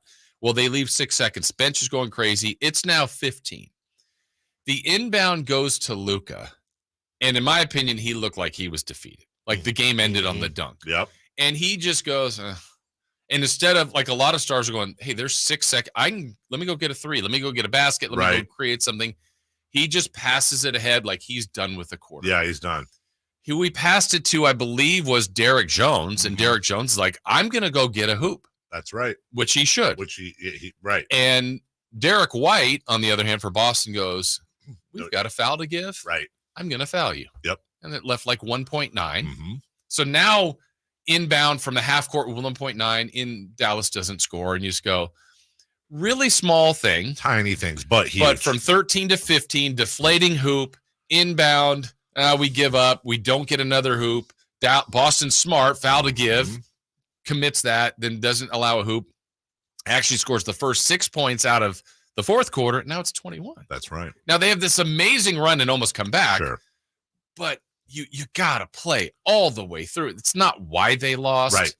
But little things like that have been happening the entire series. Well, and in a microcosm, let's bring it back local now. How many times during the Kings season would the old banana in the tailpipe thing happen where the Kings would basically get distracted by a set of keys for 3 quarters, something, and they find themselves down 15, 20, 25, and then all of a sudden, oh, hey, here's the big comeback, and part of that's the other team. Maybe they're having a bad run, they let off the gas, they make mistakes, runs are going to happen, but now all of a sudden the Kings are not taking a single playoff. Their defensive intensity, their offensive intensity, everything's going, and you're just sitting there saying, like in Dallas' case, they cut it to 1. Okay, well, what if they had paid more attention on that inbound? What if they hadn't taken those plays off in the first 3 quarters? Maybe that's a win. Right. It's a difference. Yeah. And look, we're going to look at Luka's defense, the complaining, but that's all part of it. Like the series, the play we talked about that we played, the highlight of Doris Burke, where Luka thinks he got fouled, and maybe he did. They didn't call it. He's complaining. He's down on the ground. You go the other way, 5-on-4. Hauser hits a straightaway 3. I mean, again, little things are adding up in this series, and Boston is going to be tough to beat anyway. But let's remember, Boston had a horrific stretch there where they're missing and missing and missing, and that's part of this like amazing run. You clean up some of those other things, and what a difference if it's 2-1. Even like the way when it got down to 2, I thought I didn't think Dallas could win this series, but I started to think, excuse me, if Dallas had won that game, being down 21 at home and Luka fouling out, what are we talking about right now? They have momentum. Yeah. They've got the momentum. I don't think they win the series, but they might think they can. Maybe they go 6. Yeah, and if it's 2-2, then really we're back to going, look, everybody's won at home. Yep. Dallas now knows they can win. 3-game series. Yeah. And Dallas has won 2 in a row. But 3-0, and the way you lost, and Luka kind of pouting. Yeah, that's it. And it just that's it. Will it end tomorrow, or does it extend? I think at most it's a gentleman's sweep, 5 games, but I think it ends tomorrow. Here's Doris Burke to your point. Doncic will bring a step here. Step back on Horford, puts up a 3. And comes up short. Hauser the rebound. Hauser, no hesitation, nails a second 3-pointer here in the first. And it's back to a 3-point game. A moment where Luka takes a minute to bark at the officials, doesn't sprint in transition, and you're playing 5-on-4. So to her point, and Jason, I've watched basketball a long time. I think you have too. I know you have. I don't ever remember a play where a guy wanted a foul, the other team had the ball, and the refs all of a sudden blew the whistle and had a conversation and went, you're right. Yeah. Let's give you the free throws. I don't think that's ever happened. The only hope is the next time. Yeah. But also, look, it's human nature. I'm trying to put myself as a ref, and I'm like, man, this Dave guy's complaining a lot. Like, that's right. Okay, I'll watch this, but I also like, why am I doing this guy a favor? All he's done is yell at me or cry at me or whine at me or say something every time. Right. And we talked about that earlier, the human nature part you just brought up. Absolutely. Like at some point you're like, okay, whiny face. Like, whatever. I'm not going to call against you, but 50-50 calls. Yeah, I don't want to do you any favors. And what's the difference between that and no, you go in, the best players talk to them during the timeouts, talk to them in between quarters. Hey, watch this. That guy's grabbing my hand when I'm driving. Well, something. There's tact with all of this. And even at the end, when who was it? Derek White, he tried to foul Hardaway. He fouls, grabs him, they didn't even call it. No. So look, they're letting him play more. You have to then recognize that and also utilize that to your advantage. Here's Brian Windhorst on Luka Doncic. Yeah, I thought it was perfect that Luka fell onto the ground there in an unacceptable position to put himself in with 4 minutes left with 5 fouls, and then immediately looks at the bench and says, "You better bleeping challenge it," as if it's the bench's fault that he just made a terrible play. I'm standing here in the Mavericks tunnel. Over there is the Celtics tunnel. That's where the winners are. If Luka's ever going to be a winner coming out of this tunnel here, he is going to have to use what's happened in this finals as a learning experience. His defensive performance is unacceptable. He is a hole on the court. The Celtics are attacking him. They are ahead in this series because they have attacked him defensively. And you've got a situation here where Luka is complaining about the officiating. They have begged him. They have talked with him. They have pleaded with him. He is costing his team because of how he treats the officials. He's a brilliant player. He does so many things well. They are here because of how he did. His performance in this game is unacceptable, and the reason why the Mavericks are not going to win. He's got to get over this. And the fact that he came out after the game and blamed the officials showed me he's nowhere close yet. So maybe over the summer, somebody will get to him because nobody with the Mavericks or anybody else in his life has. And that's where the Mavericks are at this point. They're never going to get to this tunnel with the trophy if he doesn't improve those aspects of his game. That part, I don't think they can fix. I mean, I think you could talk about it, address it, and maybe you get better. I mean, I think that's Draymond. That's why he's cut. Whatever other players that have had, Westbrook snaps a bit, gets technicals. Like usually the technical leaders stay there. DeMarcus, different people like that. The defensive part has to get better for him, and that's the progress. There was a time late in games I remember Michael Malone wouldn't play Jokic. Yeah. Now he's too good, too complete, and he got better defensively. People used to attack Steph Curry. He's not an all-league defender, but he got better. And I think that's an area he has to get better there. We got another segment on this. I don't know how you fix the defense, Jason. For Luka individually? Yeah. But you can fix the officials. That his approach to them? His approach. You think you can? I know for a fact I can, but he'd have to agree to it. That's the bottom line. If I was the head coach, I know for an absolute fact, with one move, I can completely fix it, but I would need his buy-in. Bart collar. Yeah. Put a Bart collar on him. And I got the button. Every time he starts bitching at the refs, down goes Luka. Right. And, not enough to hurt him, but be really, really, really annoying and kind Sorry, of. I just hit the button. Right. And the worst thing would be if he was just if Jason was just scratching himself and sorry, Luka's in the line. And he's walking in. You'd have to keep it in like a box. Shooting the three. Right. You don't want to do that. 3 seconds left. Luka goes up. But, you just got it. You can sense when Luka's getting upset. So maybe you grab it and you're just kind of, and that's pretty soon Pavlovian. Yeah. Luka's going to go after the ref, and then before he even gets to the ref, he's going to look over at Jason Kidd. Jason's just going to just look at Luka with the clicker and his thumb, and be like, and Luka's going to go, okay. Now, I don't think that's ever been done before. It is not to my knowledge. But I'm saying if you had buy-in from Luka, that fixes that problem. Think he buys into that one? I don't think so. I think I don't think he would let that'd be the Roger Dorn pee on the contract thing, I think is what it would be. We'll take a break when we come back. Missed chances early. We'll wrap up our finals coverage for the day. We'll get you the U.S. Open update as well coming up right after this. Did you miss any part of our live local shows? Don't worry, you never have to miss them again. Check out sacktownsports.com and search our podcast page and play our shows when you want. The Carmichael Dave Show with Jason Ross, Stiles and Watkins, and the Drive Guys. Plus, other podcasts like Return of the Empire, Return of the Roar, the Stingers Up podcast, and Golf to Go with Frank LaRosa. They're all available right now on sacktownsports.com. It's the ride everybody wants to be driving, and Elk Grove Kia has them in stock right now. I'm talking about the 2024 Kia Telluride. And my friends at Elk Grove Kia can get you behind the wheel of a 2024 Telluride SX for only $419 a month, plus taxes and fees. Whenever I see one of these driving down the road or next to me at a red light, I just stop and admire it because the Kia Telluride just looks iconic. And not only is the Kia Telluride beautiful, it's got room for the whole family. There's a seating capacity for up to 7 passengers. Plus, it's loaded with tech. So is the 2024 Kia Telluride the right ride for you and your family? Come on down to Elk Grove Kia and the Elk Grove Auto Mall. Give it a test drive. And just a heads up, when you're here at Elk Grove Kia, you're going to be treated very well. You're not going to get this kind of car buying experience in Roseville, Vacaville, Sacramento, or Davis. That's why Elk Grove Kia has so many 5-star reviews. Again, check them out in the Elk Grove Auto Mall or online, elkgrovekia.com. 24-month lease, $0 security deposit, 20 cents per mile over 10,000 miles per year, $4,999 due at signing based on approval of credit. VIN number 501850.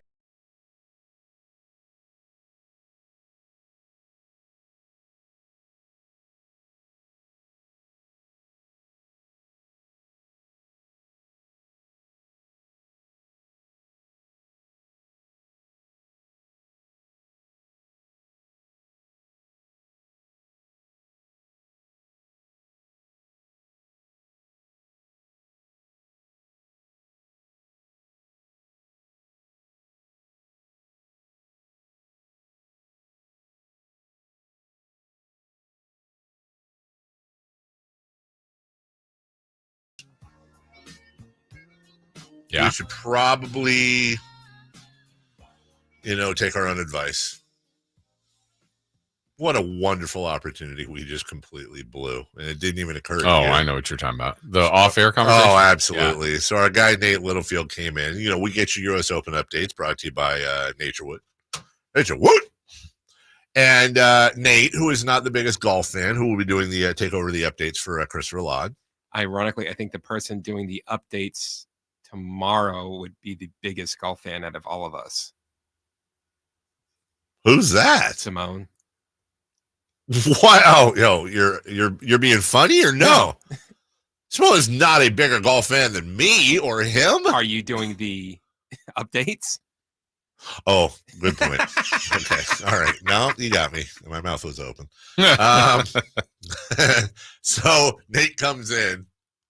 And he's like, "Hey guys, I need some help on these the pronunciations on these." So it's like, okay, Ludwig Oberg, and I think first thing Jason says is Woods, Tiger Woods, Scheffler, Koepka, whatever. What a terrible, terrible missed opportunity. How did we not? What would you have done? All right, right here. I would have said, okay, so it's actually Ludwig Aberg, okay, Patrick Cantlay, because you don't want to be too obvious, right?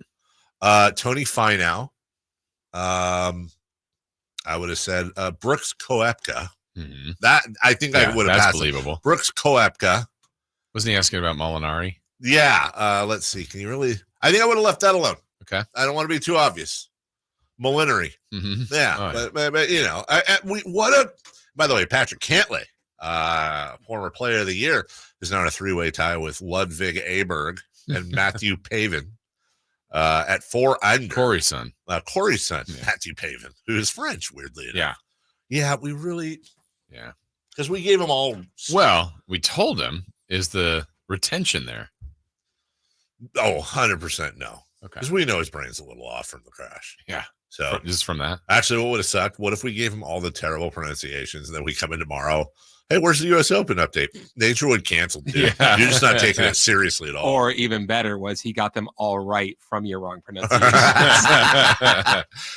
Tiger Woods did something good. I don't know if that was a par save or a birdie. Well, let's see. It says we're playing through. We're playing through, so we don't know. Before we find out what he did there, then, because we don't have the sound on, he is 3 over. He did have a birdie on 5, parred the par 3 6. I imagine that is the 7th. Maybe he saved for El Tigre, the Woods. This is the 7th. What does it say he done the 7th? It does not. It does not have it updated, Jason. Okay. So do you think he saved par or made a birdie? Let's say birdie. Yeah, the way they clapped, it felt like a birdie clap. I'm gonna say birdie. Oh, and it up. I think it updated because he is no. Oh no, wait, there he is. +3. Let's see, 7th. Nope, still not updated. Okay. Somebody out there right now knows. They're watching live. Julie on the text line or on the YouTube chat. Hi, Julie. She's in favor of my Bart collar. I'm joking, obviously. Are you? No, honestly, that's not happening. But do you think you can fix that? Not you, but you think that can be fixed? This is who he is. I think it comes down to how badly he wants to win a championship. I think it comes down to how much he's mature enough to be able to look in the mirror. And I think it comes down to who is Luka Doncic's mentor. Who's he listening to? Who's his guy? Who's the guy he worships? Who's his Jerry West? Who is it there? My guess is probably some former Euro great over there that he grew up idolizing that unfortunately maybe isn't in the NBA, but maybe he goes back home in the offseason. By home, I mean to Europe and his ancestral home, if you will. And, maybe it's his dad. I don't know, but somebody in his life that has influence has to sit him down. And the problem is, Jason, and this is just throughout history, and we've talked about it before. Like we talk about it with when we have the owners conversation, new owners. It's not just owners that are rich; it's players that are rich. So it's the same thing with Luka. You're 25 years old, so you're already young and dumb and full of ego, as anybody in their 20s is, as we all were. So you can't do anything wrong automatically already because you're 25. Now add that into the fact that you are generationally wealthy. You're an international superstar. You're a young, good-looking kid. You are surrounded by people that are on your payroll or are just trying to kiss up. Is there somebody in his life that can be like, hey, I knew you when you were a snot-nosed booger eater, dude. Like, what are you doing? Like, you're embarrassing yourself and you're embarrassing your family. And you know what you're going to be? You're going to be Euro James Harden. That's who you're going to be. You put up some great stats. You'll be a first ballot Hall of Famer. But everybody's always going to go, what if? And, oh, by the way, you're not exactly an Adonis either. So odds are your body's going to break down at some point. You ain't playing until you're 40. Maybe you are. You are in the prime of your life right now, and you're letting yourself and your teammates down. Yeah. So there's three things with Luka that, look, now it feels like we're picking him apart, which I guess we are. If he could fix the kind of his mental approach, so the official kind of the whining part, yeah, his physical conditioning, yeah, or his defense, what gets him the best path of those three to a title? Define for me fixing his defense and fixing his conditioning. When you say fix his defense, does that mean he's a plus defender? Does that mean he's an average defender? He's not an average defender at all. No, you're 100% he is right. A target. They are going for him. Yes. So to the point where, like, hey, there's four other guys on the floor. Yeah, if we get Luka one-on-one, okay, but it's not like I'm seeking that out because I want to get to that guy instead. So, like, are we talking like Harrison Barnes level of average defender? Okay. And so that to also the conditioning part, which, again, I think he's in good shape, but is he like? I think there is something to him kind of running out of gas in these games. You're absolutely right. So, fix conditioning in the sense that it wouldn't be an issue. He's a closer. I'm tempted to say the mental aspect because I'd like to think that, but this is almost like I'll wish for a million wishes for my three wishes. I'd like to think that if you fix the mental aspect, the other two will follow because he'll realize, he'll put that photo of Drago up on the mirror and run up the hill.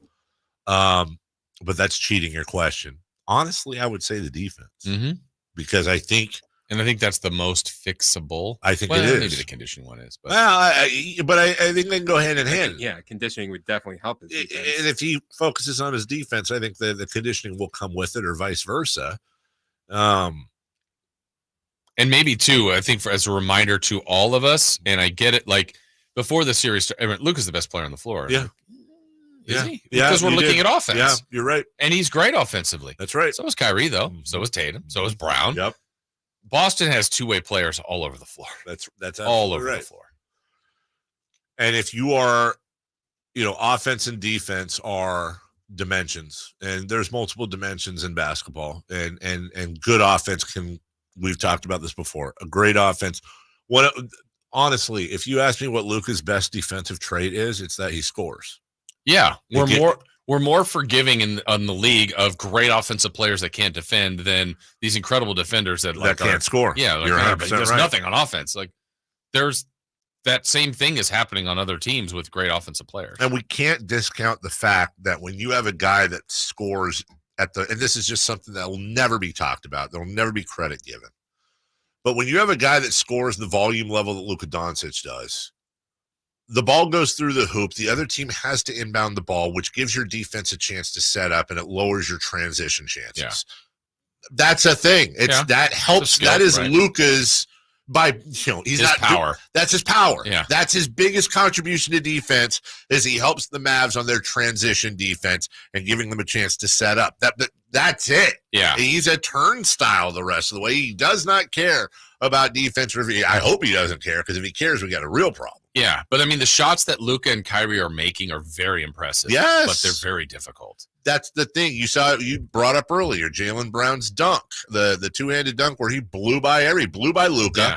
And then Ford Mavs were like, ooh, look at Jaylen Brown. Yeah, he can jump. That's the same 2 points as Kyrie Irving's falling back 5 feet, shooting it between his legs. Crossovers. Right. It's amazing. It's the same 2 points.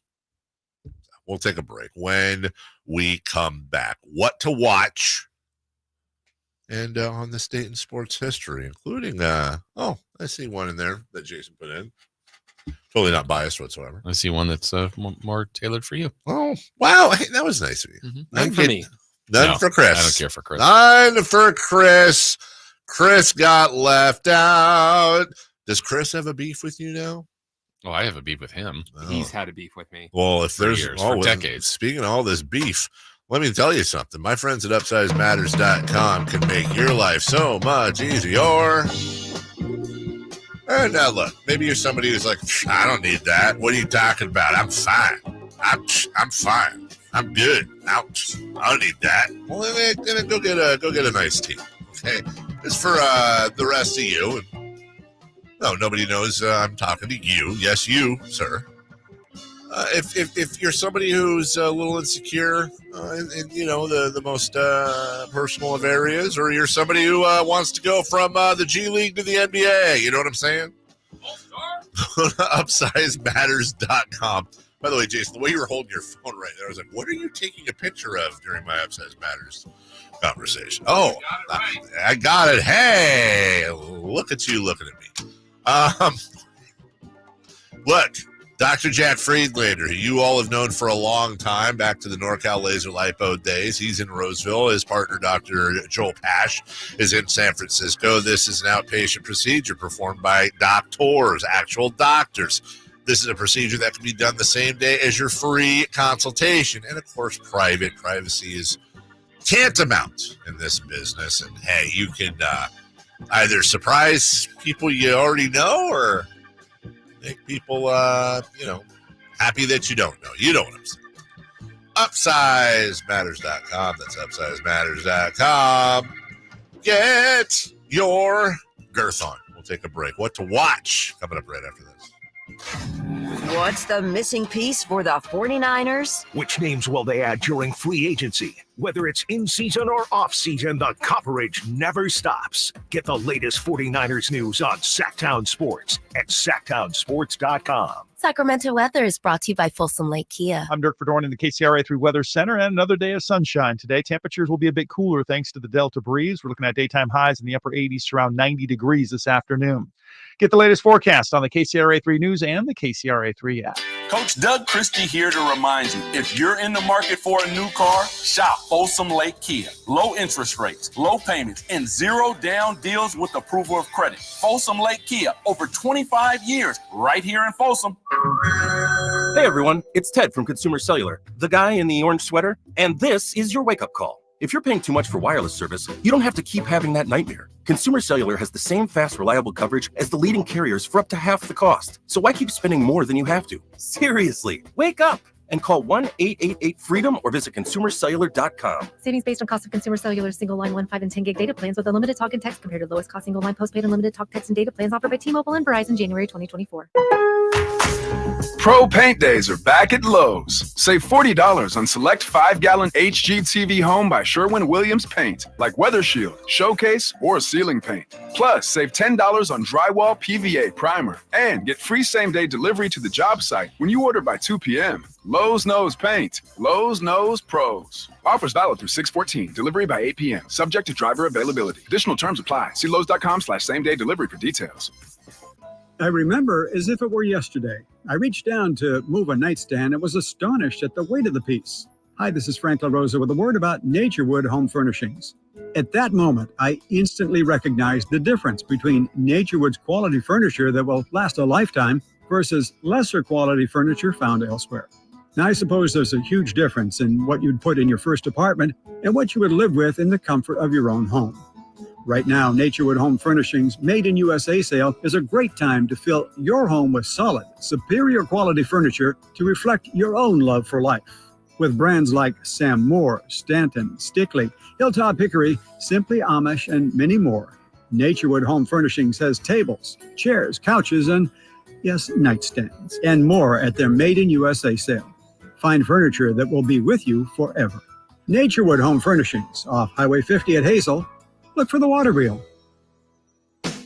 I'm Ken Korak with your Green and Gold Report, brought to you by Xfinity Mobile. Connect to the most reliable 5G network nationwide. Well, it was October 17th, 1974, when the A's at the Coliseum beat the Dodgers 3-2. They won the World Series 4-1 for their third straight title. Coming up later this month on June 23rd, when the A's play the Twins. As the A's say goodbye to the Coliseum this year, the A's will honor members of that 74 team in a pregame ceremony.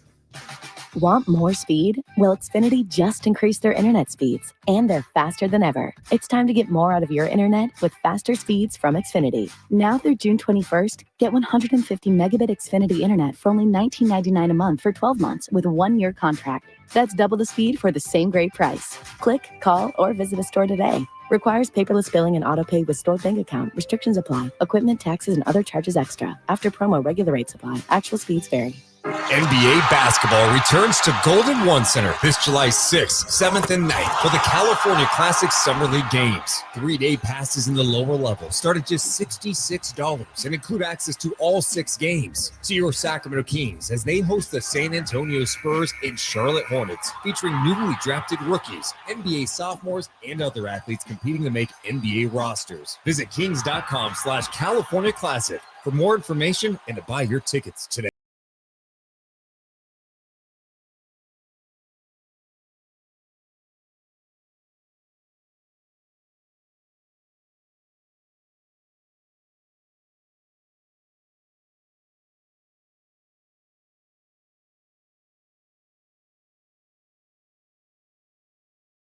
The Carmichael Dave Show with Jason Ross. Call or text at 916-339-1140. On Sacktown Sports. Yeah. Mark. Yeah. The official trailer for Netflix's Receiver has dropped. Okay. The show follows Devontae Adams, Justin Jefferson, Amon-Ra St. Brown, George Kittle, and Debo Samuel. Produced by NFL Films, and I'm just going to say this. It's going to be fun. Those are always good. Usually the quarterback one is really good. The quarterback one, which is even more of a reason why this is going to be fun, because wide receivers are fun. Yeah, how are they doing the Kittle / D? I mean, that's kind of weird. They're exploring how badly they hate each other. Yeah, the beef behind the scenes, just exploring all of the beefing going on between the two of those. I don't know, but I'm looking forward to it. And can I just say, who of those group is going to be the Cousins weirdo of the group? That's a great question. I think it's going to be Kittle. Yeah, Kittle's too WWE and likable. Yeah, but we're gonna get like a weirdo thing from. He's gonna like, no, God, no, I know who it'll be. I promise you who it's gonna be. It's gonna be Amon-Ra St. Brown. That whole dynamic with his brother and his dad. I don't know if you've ever seen him like work out and stuff. Like, I think Amon-Ra St. Brown. And by the way, I mean in a bad way. I love Amon-Ra St. Brown as a receiver too.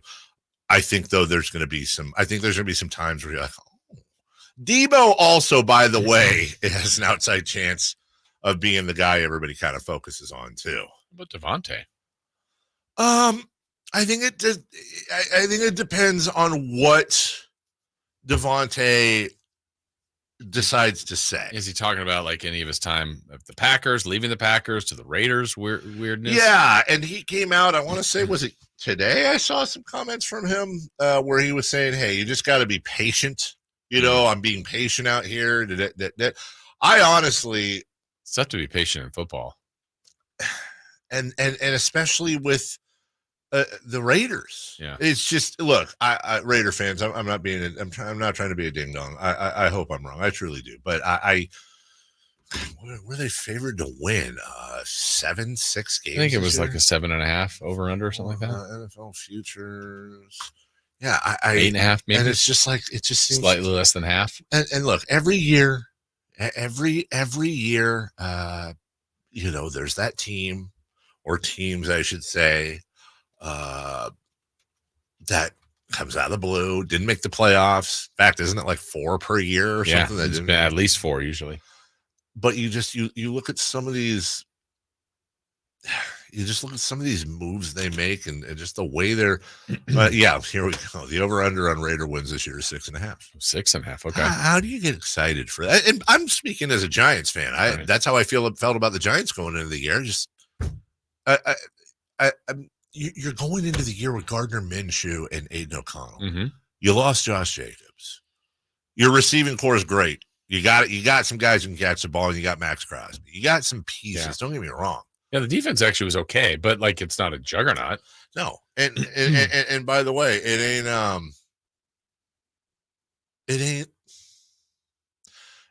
As a Niner fan, it ain't all, you know. Obviously, Raider fans would rather be in that position, but also, it does kind of suck going into the year, going, yeah, it's Super Bowl or nothing, right?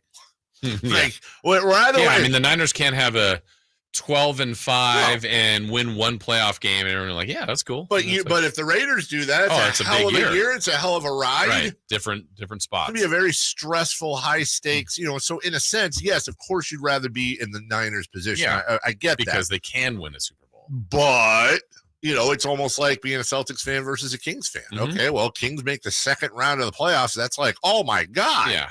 The Celtics are out in the second round of the playoffs. Failure, fired. Yeah. But if they win one more game and they get championship 18, it's like, all right, that's what we do. This is one of the better Celtics teams. And then, hey, how many can we make this in a row? Can we turn this to 2, 3, 4 in a row? Can we build on it? Exactly. Let's look at the U.S. Open. Give you a quick leaderboard update. These are, of course, brought to you by Nature Wood.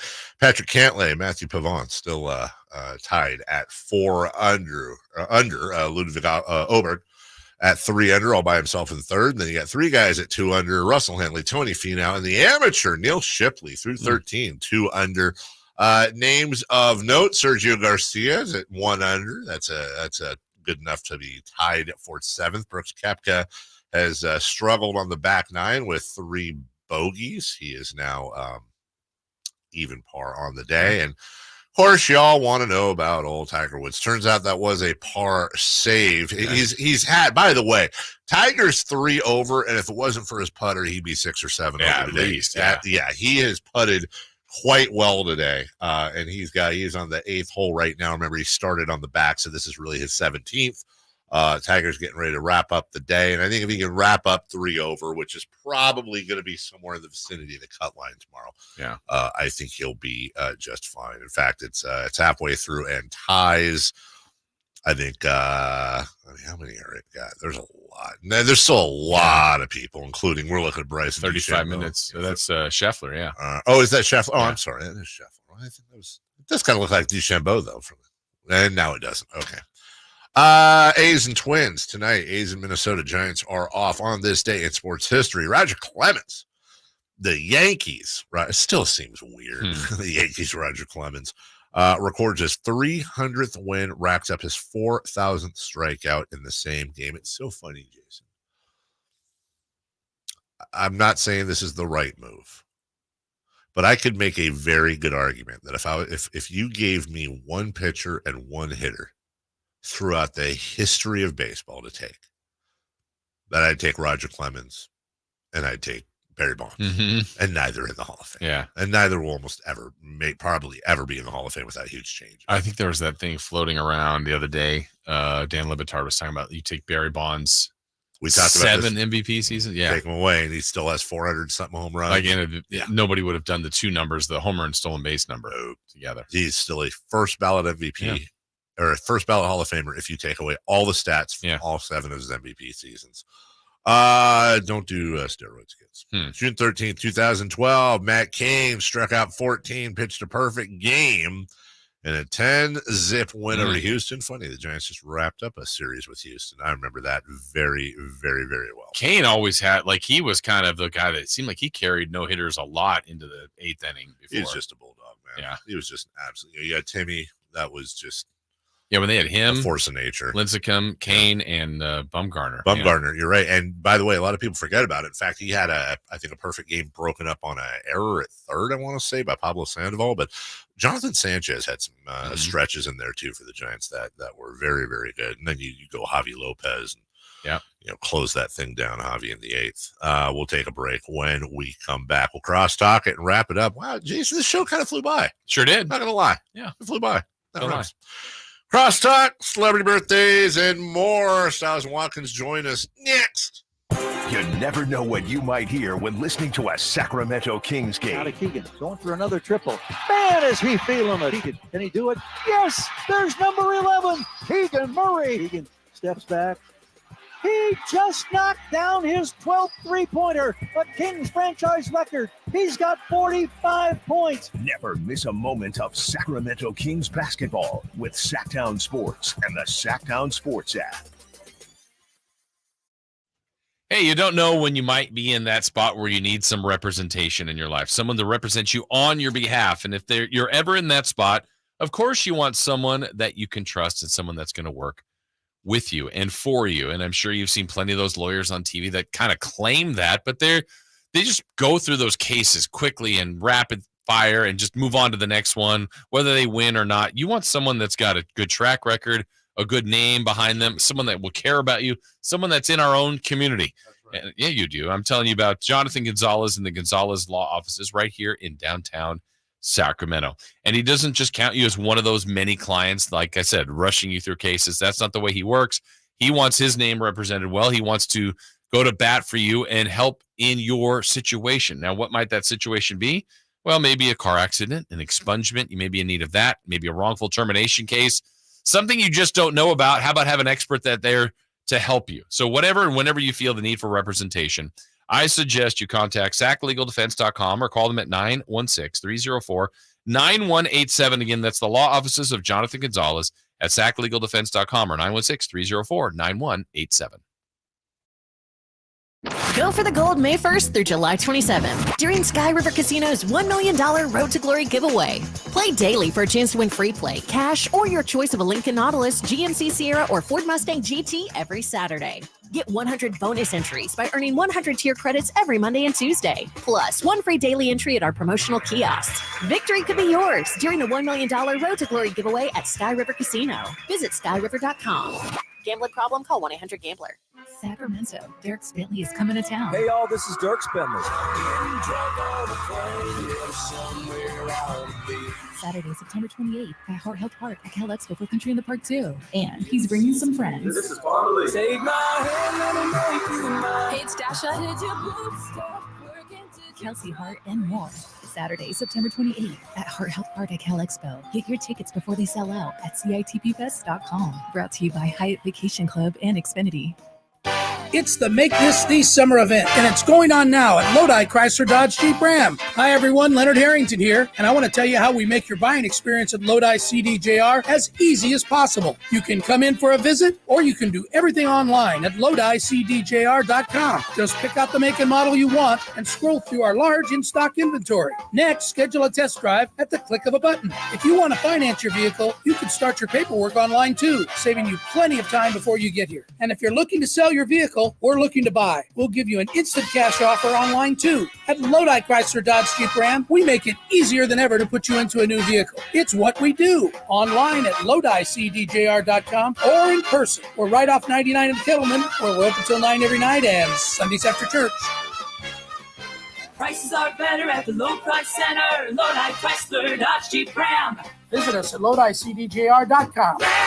Stirring fiber, exercising, frequent trips to the store for more laxatives and fiber. Sounds like your constipation with belly pain is a lot to manage, but if your symptoms that keep coming back are signs of irritable bowel syndrome with constipation or IBS-C, ask your doctor how Linzess can help you get ahead of it. Linzess linaclotide is a prescription medicine that treats IBS-C in adults. It's not a laxative. It's a once-daily pill that helps you get ahead of your symptoms. It's proven to help you have more frequent and complete bowel movements and helps relieve overall abdominal symptoms, belly pain, discomfort, and bloating. These symptoms were studied in combination, not individually. Do not give Linzess to children less than 2. It may harm them. Do not take Linzess if you have a bowel blockage. Get immediate help if you develop unusual or severe stomach pain, especially with bloody or black stools. The most common side effect is diarrhea, sometimes severe. If it's severe, stop taking Linzess and call your doctor right away. Other side effects include gas, stomach area pain, and swelling. Learn more at linzess.com or call 1-800-LINZESS. The United States Open Golf Championship brings together the best golfers on the earth for the coveted trophy. Hi, this is Frank LaRosa with a word about Naturewood Home Furnishings. It seems to me that the U.S. Open and Naturewood Home Furnishings have much in common, as Naturewood brings together the highest quality brands and furniture made right here in the United States. And in this case, the winner is you. When you visit Naturewood, you'll be amazed at the gallery of superior furniture available for your lifestyle, for your decor, for your home. With brands like Sam Moore, Stanton, Stickley, Hilltop Hickory, Simply Amish, and many more made in the USA selections, you're sure to find the perfect piece you've been searching for. Naturewood is proud to bring you U.S. Open updates on the station and proud to offer you the finest furnishings available. Naturewood Home Furnishings, off Highway 50 at Hazel. Look for the water wheel. It's time for the news of the day. The latest headlines, the biggest stories, hard-hitting analysis. Yeah, this is none of those things. And now, here's Carmichael Dave and Jason Ross. I agree. All right. I'd like to start the crosstalk by, and this isn't a commercial, I want to shout out the Super Wiener. A Super Wiener is an exceptionally large elephant seal at weaning age. Super wieners may reach their large sizes by stealing milk from nursing female elephant seals or by being adopted by an additional mother elephant seal. You can Wikipedia it. It is the Super Wiener. That's W-A-N-E-R, by the way, guys. Oh, you would have loved this one. Yeah.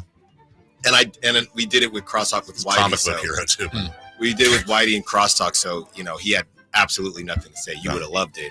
The woman who had the baby at Golden Corral. Did you hear about that? Yes. Mm-hmm. I didn't. Yeah. Right in the toilet. Oh, what? Yeah.